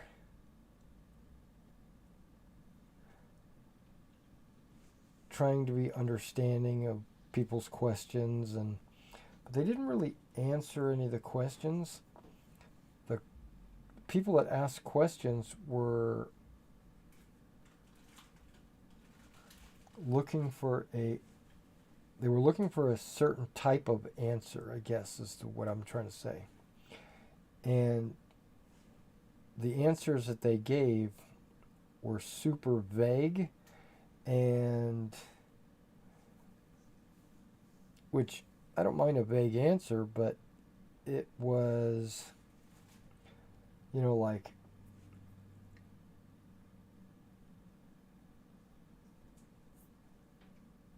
an example. Okay, they said something about fuel tanks and drop tanks, right? And they said, well, there's things we want to do and there's things that we can do, and we just can't do that. And then, and this is the part that I found was kind of weird, and then they go, but in our next game it will be possible. What next game?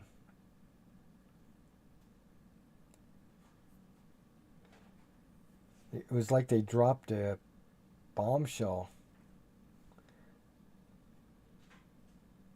like they were in development. It sounded like they were already in development for a brand new IL2. You know, I was joking in my head when I was watching the video. I said, are they going to call it IL3? No, they can't, because that's not what an IL2 is. An IL2 is an actual is an actual airplane.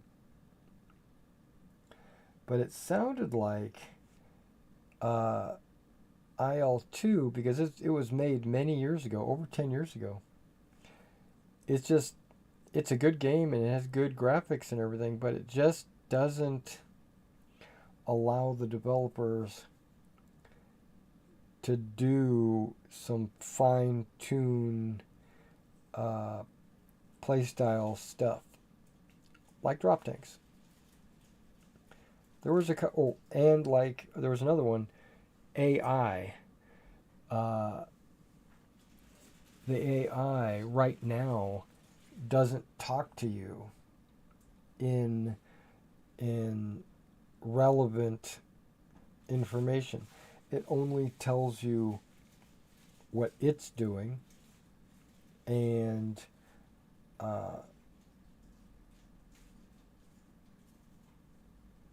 he'll say something like engaging a fighter at 2 o'clock. But if he's flying on your wing and you have a fighter on your tail,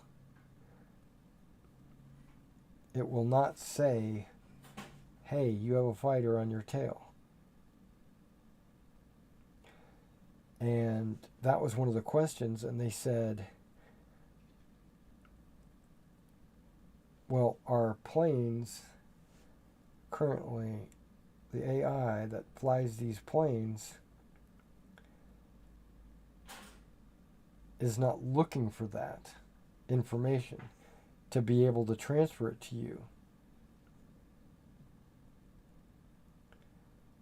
But in our next game, it will. What is this next game? Right? They're kind of hinting at they're working on something. They also said they were hiring another 25 people or something like that. So they're going from 50 to 70, 50 to 75, something like that.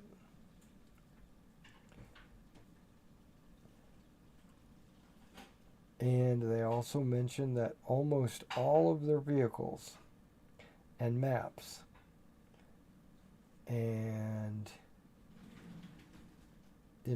tanks and everything else in the game is done by a third party. And that if you wanted to make a map or a vehicle or something, let them know. They'll give you the tools and support you in helping them build their game. I thought that was pretty cool.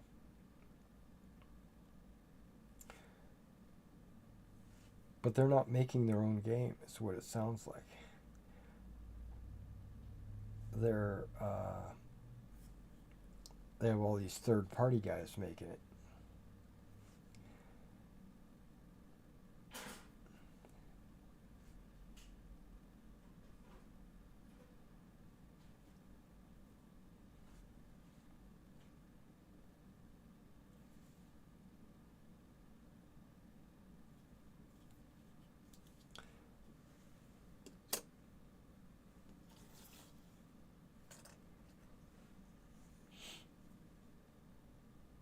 Okay, we're almost there.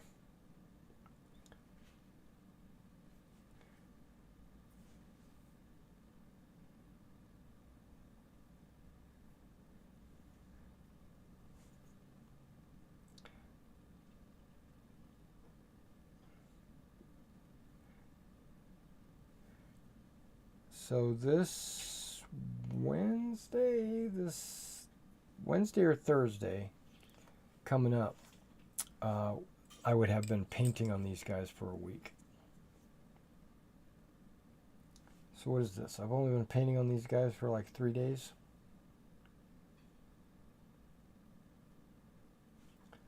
Doing the math in my head. Let me think about this just a second. Let me think about this activity-wise.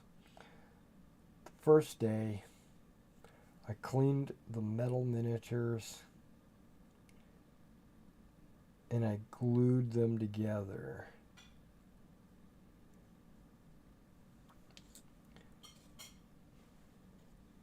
Day 2,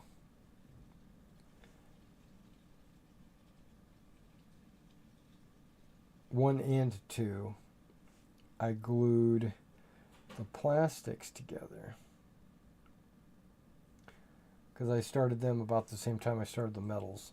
but I finished them on day 2. Once everything was assembled on day 2, I primed them. And I primed them with Liquitex gray, which that's the color of the bases. So if you see the bases, that's Liquitex gray primer.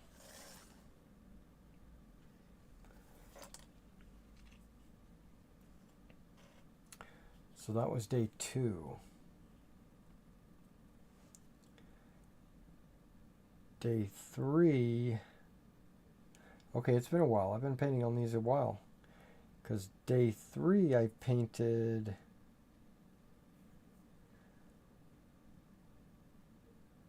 the faces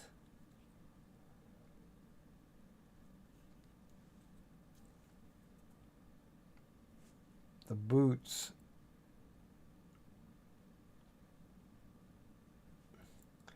the uniform,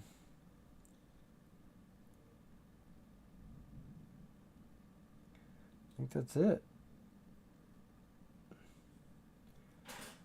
Maybe the helmets.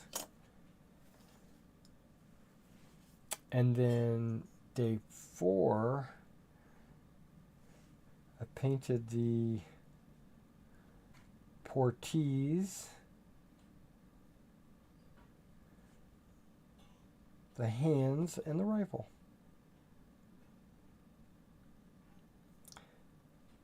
And this is day 5. Okay, so I've been painting on these longer than I thought. Or working on them. I wouldn't say painting on them.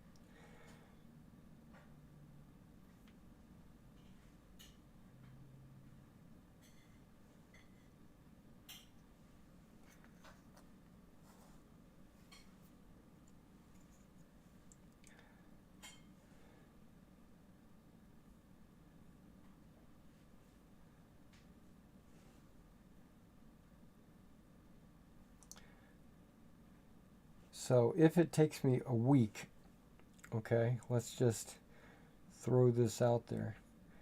If it takes me a week to paint these, and if I spend approximately 8 hours a day painting these,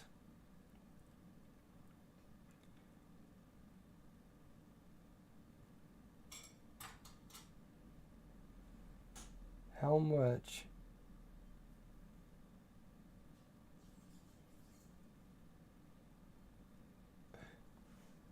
is that worth?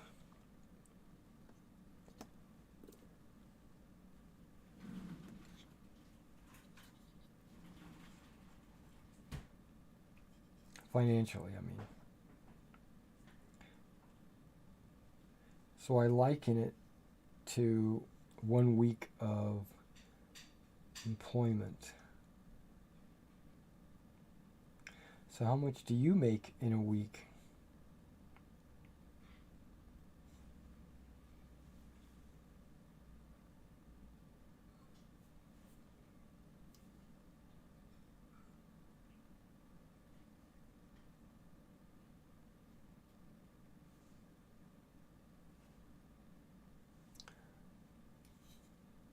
$500? $600? $1,000?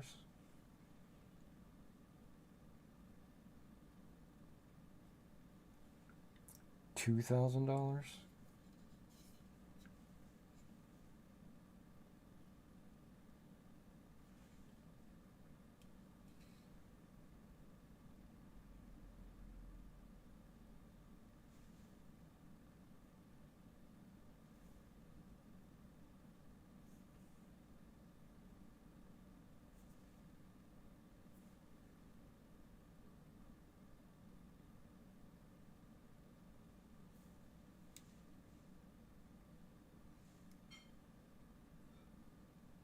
And I don't charge that much.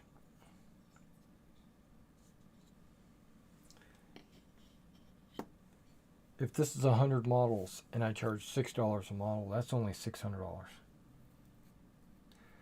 Okay, these guys don't have helmets. Okay.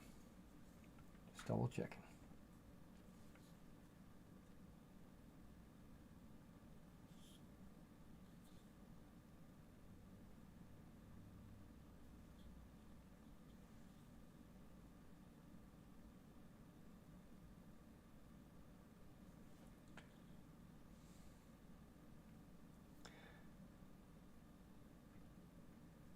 And 100 models is a lot.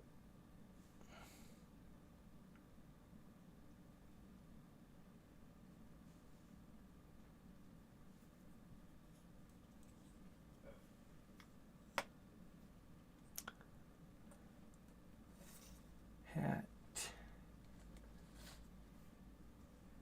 These guys have soft caps on. Camo. Here we go.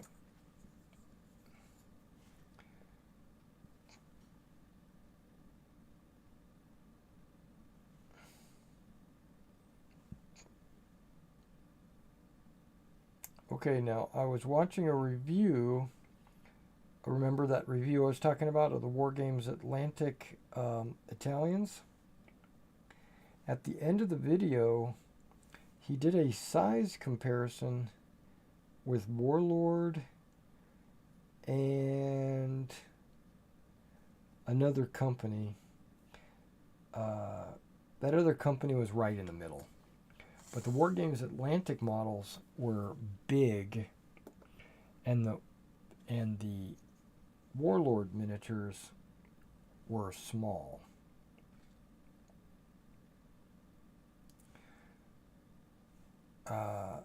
In comparison with each other. But these figures, they don't seem small. They seem perfectly sized.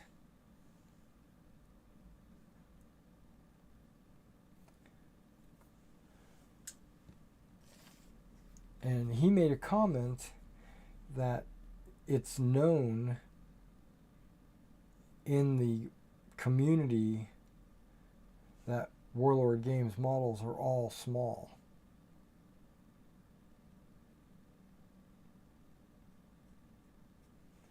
I'm like, I don't know that.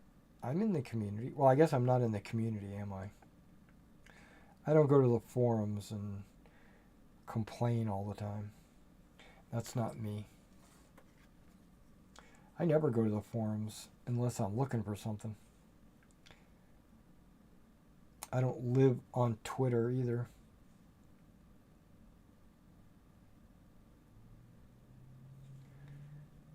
I have a Twitter account. I post from time to time.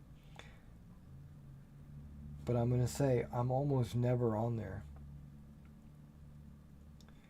If something awe-inspiring or groundbreaking is happening in my world, you know, like a renovation in the house or something like that, then I might jump on Twitter and post, hey, this and that. Okay. Going back to the original helmet.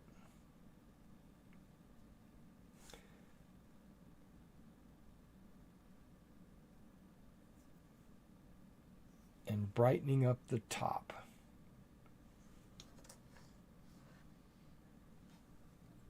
That's all I'm doing. Brightening up the top.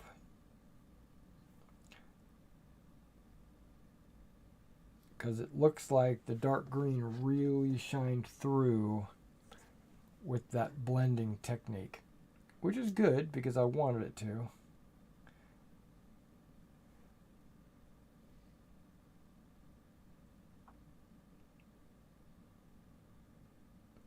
I don't know if you can see that, but you can see that I just put like a little drop of glue on the top of his head, and when it dries, the line between, or the what do you call it, the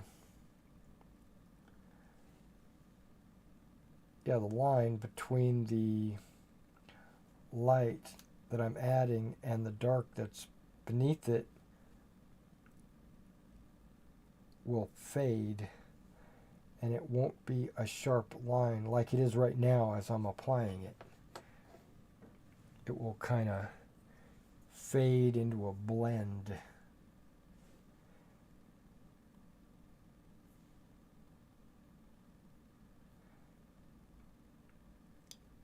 And by making that the top of that helmet lighter, it'll give that helmet a two-tone effect, which will make your eye think that the helmet is actually the softer tone.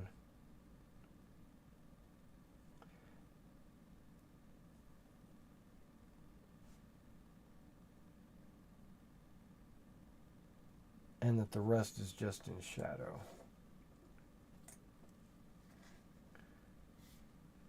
Or some such nonsense like that. Yeah, these helmets already look good. I could probably just leave them be.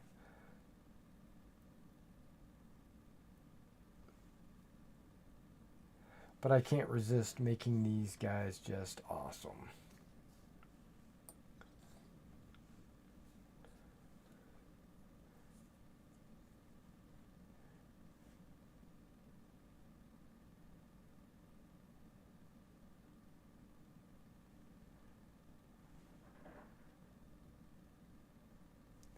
I think I'm going to order a pizza tonight. I've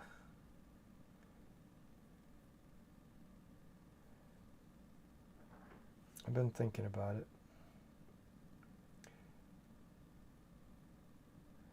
Now Domino's has got this special. Whoops, I just painted the whole helmet again. Dang it. Wasn't thinking. That's alright. Domino's has got this special where if you order two-topping pizzas, you get them at like $7 each.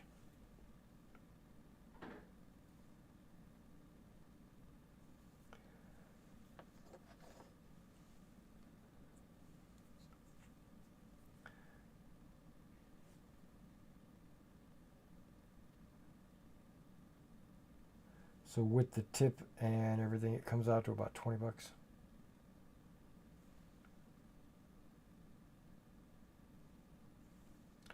But I like Papa John's, so I might look and see what Papa John's is offering, because I haven't in a while.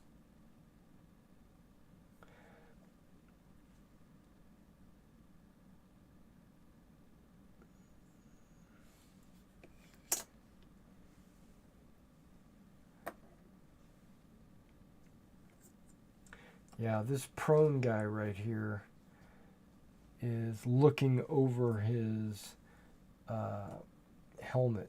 He's got his binoculars propped up onto his helmet.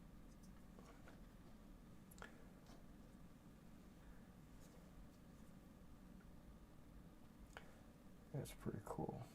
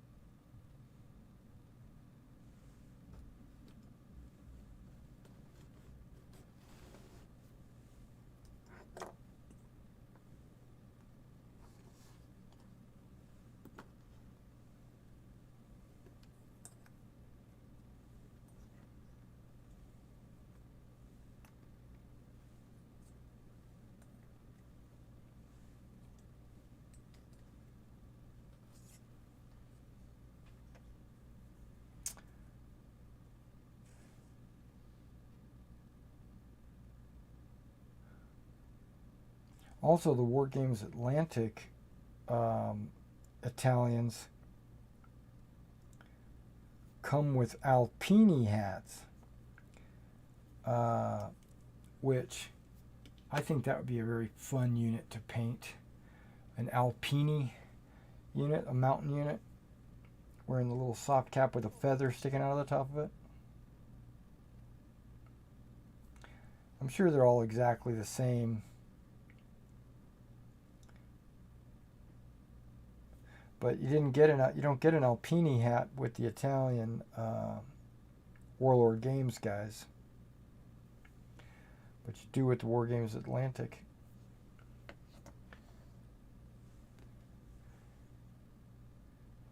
They had a couple other heads too, but nothing super special or standing out. They do have a backpack, which these Italians, these plastic Warlord, do not have backpacks.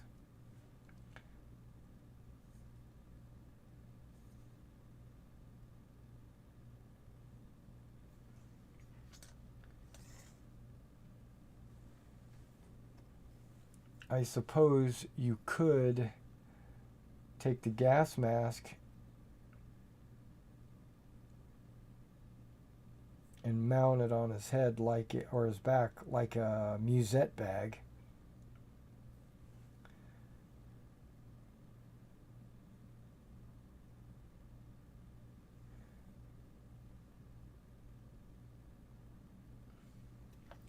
I redid the whole helmet on that guy because it looked like it didn't stand.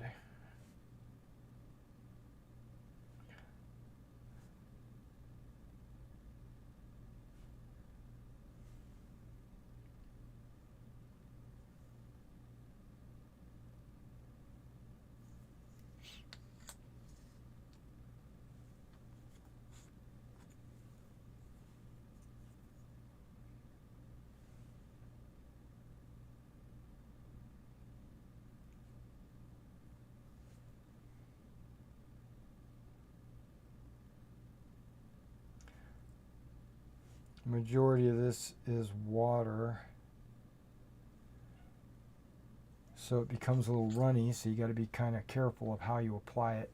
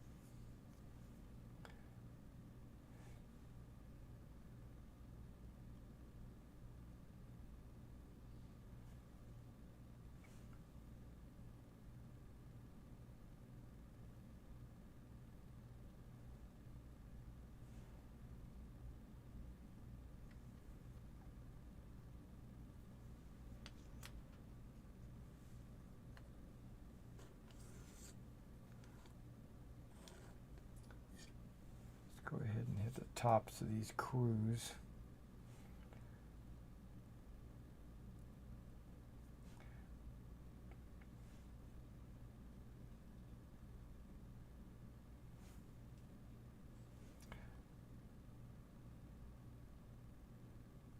So I started rebasing my Napoleonic figures into 20 by 30s. And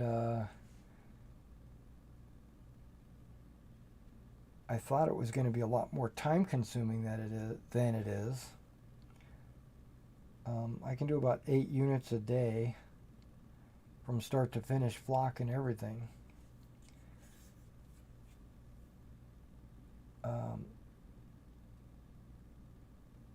I could do probably a couple more if I didn't texture. And then if I go back later, I could texture all of them on the next day. But I think I've only been doing like 1 or 2 a day just to kill an hour or two. And it won't be long before they're all rebased. But I'm still not even halfway finished with the ones that need to be painted. So that's more of a priority, is painting, and then the rebasing is secondary. I even thought about not even rebasing until I was done painting, but I couldn't wait. I had to rebase some of them just to see what it looked like.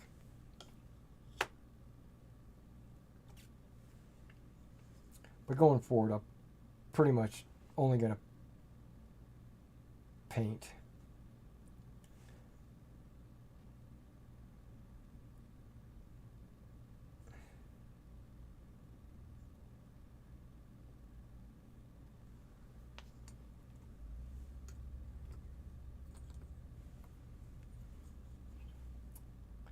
But I'm putting most of that on hold until I get caught up with these commissions.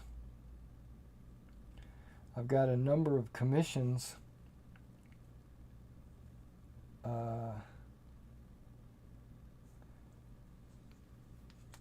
like I've got a big collection of SS in their P-Dot uniforms, and that's going to be time consuming.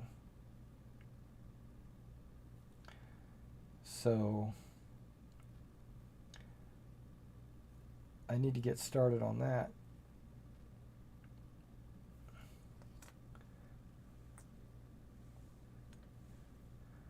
But before that, I've got to finish some Americans.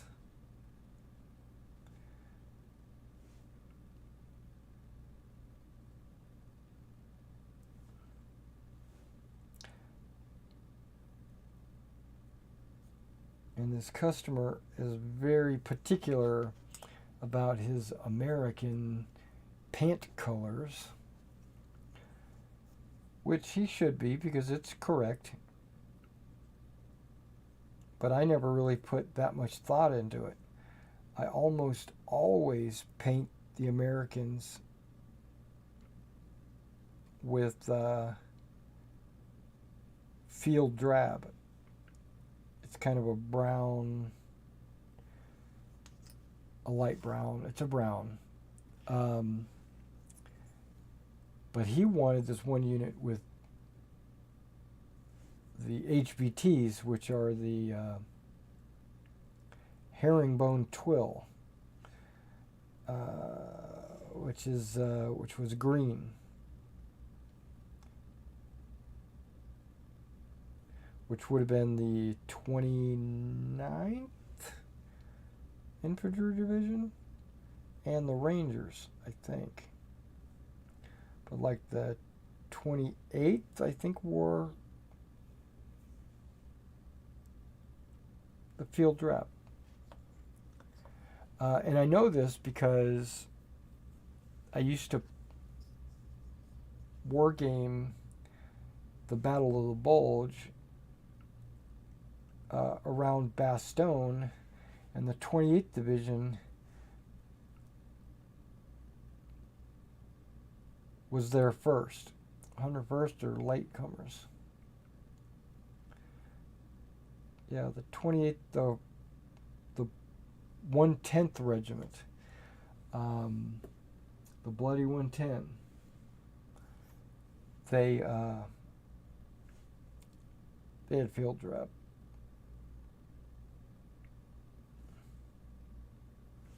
But that's also later war, so that's the Battle of the Bulge.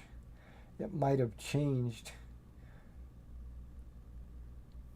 because he wanted them to be mostly beach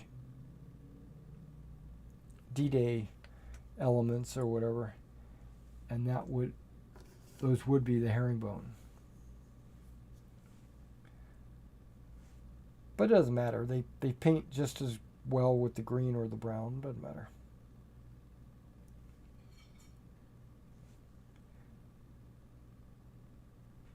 He pointed something out that Warlord needs to learn their decals. Their MP decals for the Americans are inaccurate. They are black bands with red lettering, the M and the P. Where in history, in reality, only the British had that. British had the black band with the red lettering. The Americans had white lettering.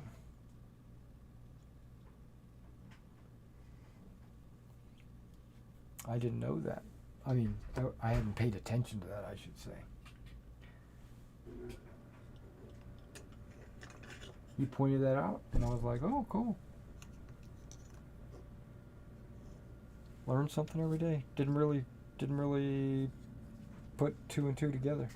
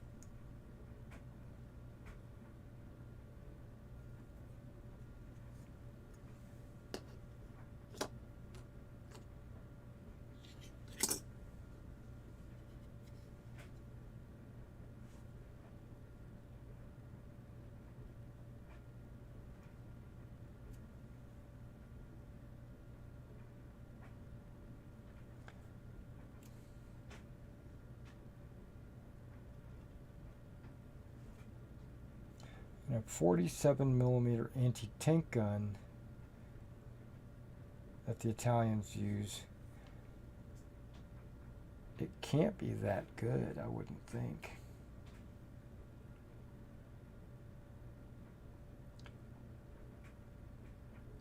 I mean, a light tank, maybe?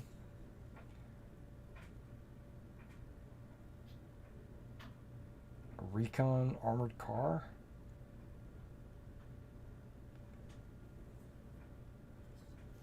But not an actual tank. Actually, it might be good against a Sherman.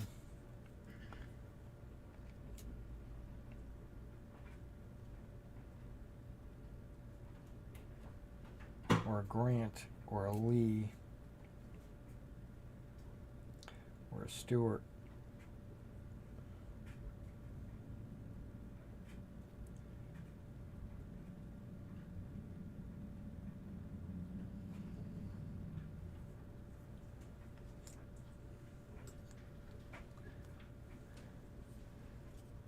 And probably not against a Matilda, I wouldn't think. Maybe. I really don't know how they compare. Matilda might be light armored because it's only packing like a 2-pounder, right?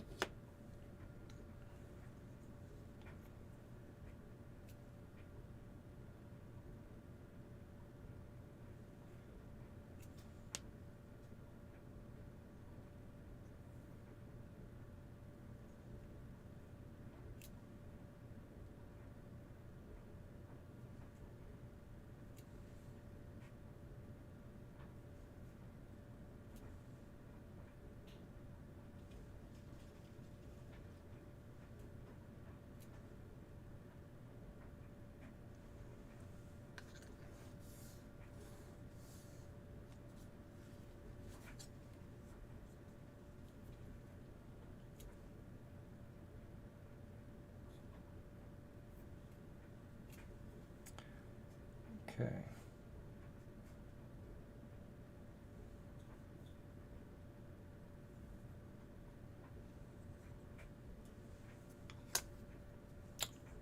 3 more. Okay. Just doing the sunlight highlight at the top.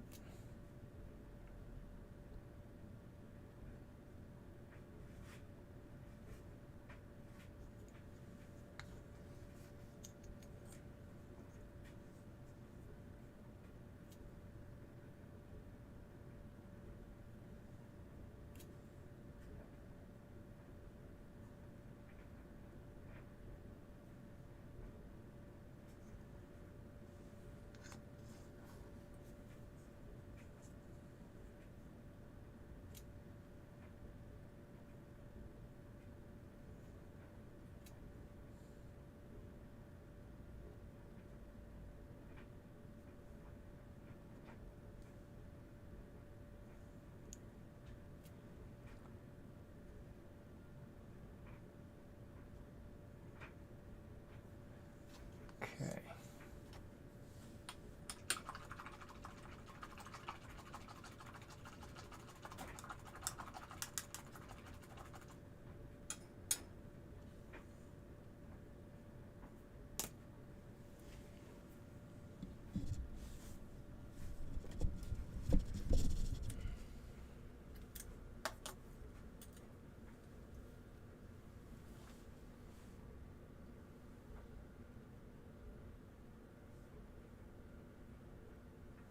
All right. Well, no comments.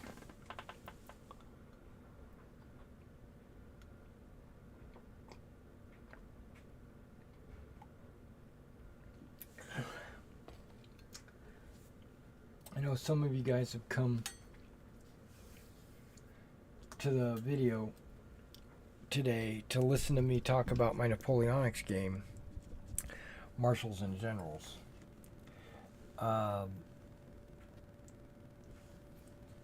I haven't run into a writer's block. I wouldn't call it a writer's block. I would call it a laziness block. Because there's a lot about that game system that I want to write, that I have in my head. I just need to sit down and type it.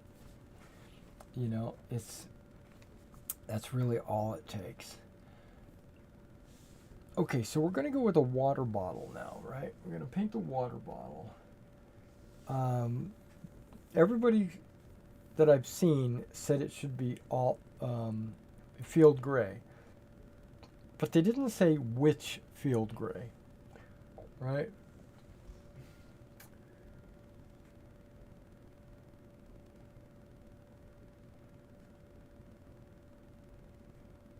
I have a million different field grays.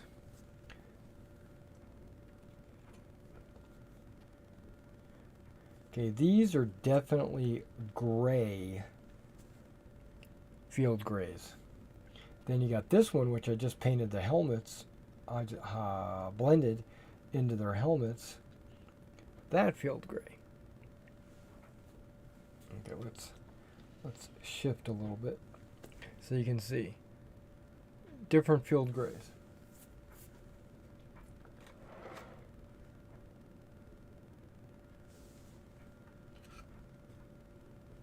I've got this field gray,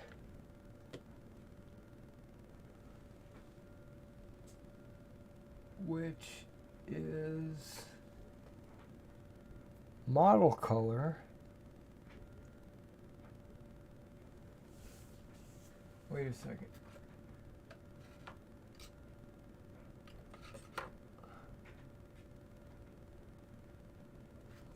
There should also be a... Okay, that's Vallejo model color.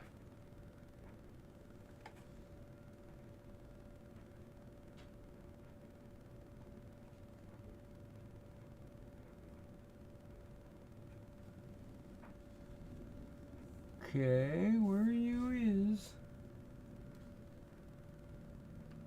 That's green gray. There's German uniform. That's a little bit different.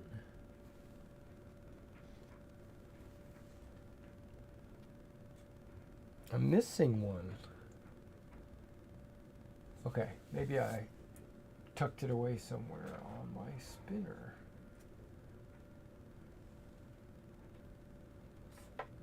I did. German field gray. Okay. This is also model color. It's the same number, but you can see that you can see a different batch. One's green, one's gray. Right? Okay. And then I also have this, which is my Tamiya field gray. Wait a minute, let me see if I can move this.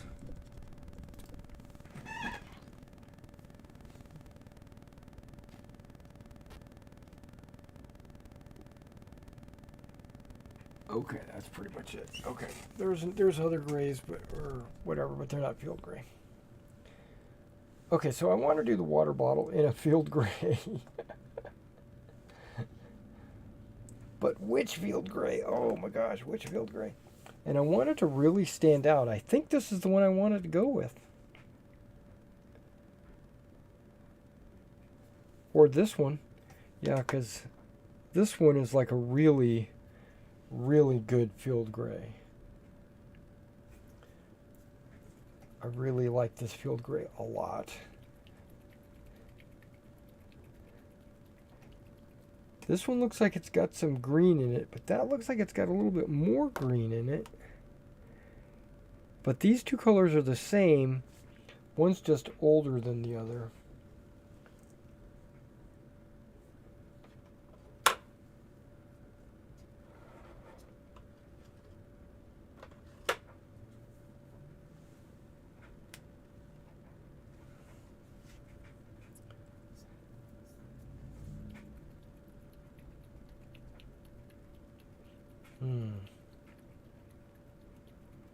Again, we're going to do some experimenting. I'm going to start with this Tamiya field gray.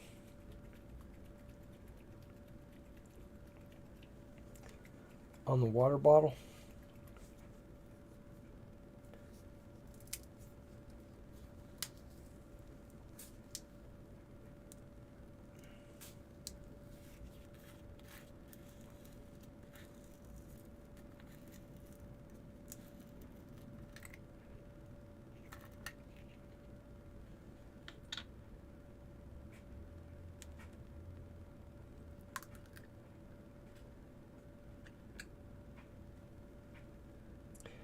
I think I've added so much water to this that it's thinned down over the edges.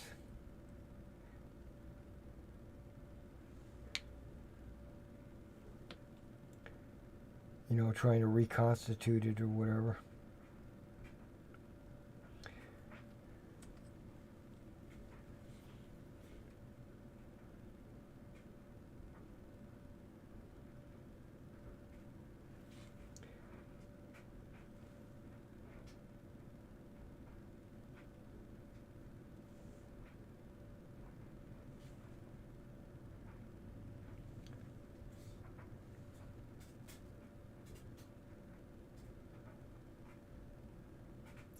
That's beautiful.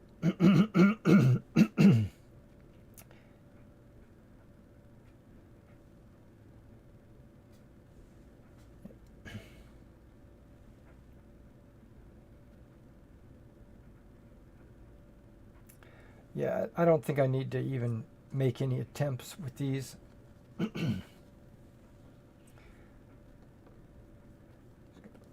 them off to the side. I'm going completely with this.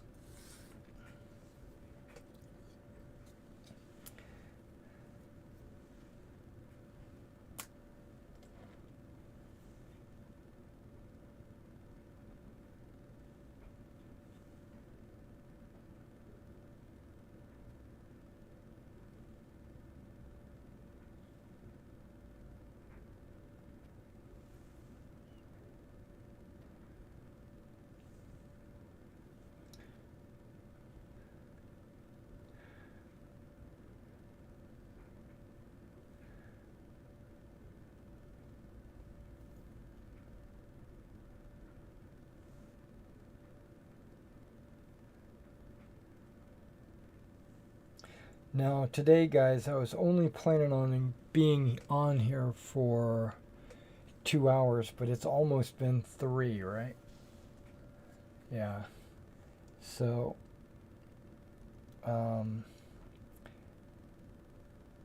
you can see that this is a time-consuming process.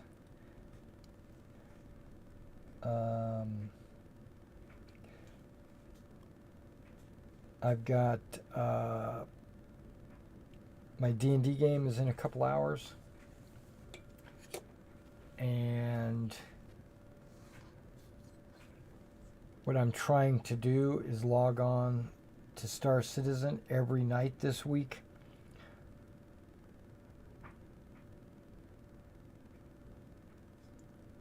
For the Intergalactic Space Expo.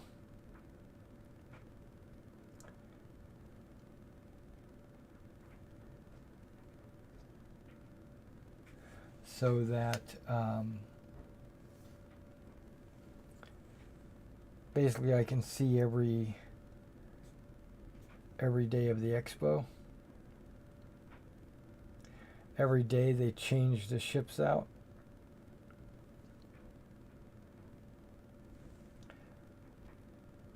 Different manufacturers within the game. It's kind of cool. Yesterday was Drake, and there was a couple of new Drake ships. I made a couple of videos about the Cutter and the Corsair. I don't expect there to be any more new ships, but I don't know.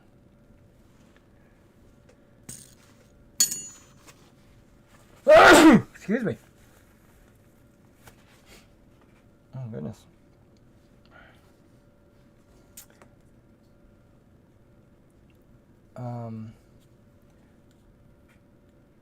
So I was thinking I'd get on early, like before the game, before the D&D game, record those videos, and then after the D&D game, edit them and upload them. That's what I was thinking. So to be able to do that, I would have to get off of here with you guys and jump onto that.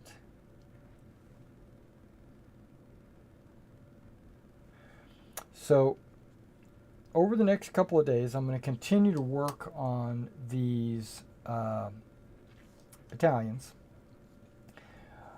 I anticipate being done with them Monday or Tuesday, maybe?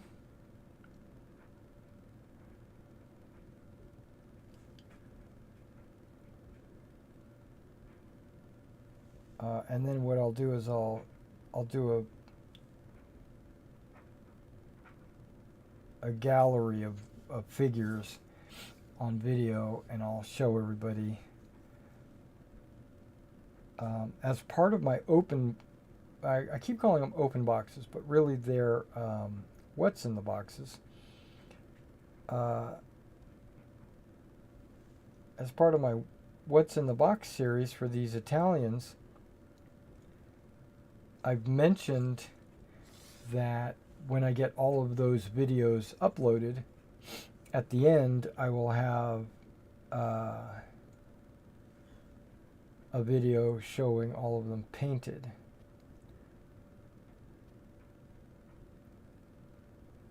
So I anticipate that maybe a day or two after I finish them. And I'm expecting to finish these guys maybe Monday or Tuesday.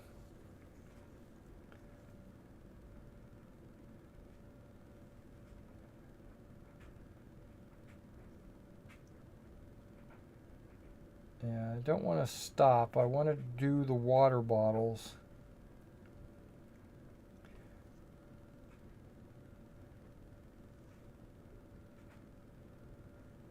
but I am going to stop the recording while I finish these water bottles. Alright guys, so I will see you in the next video.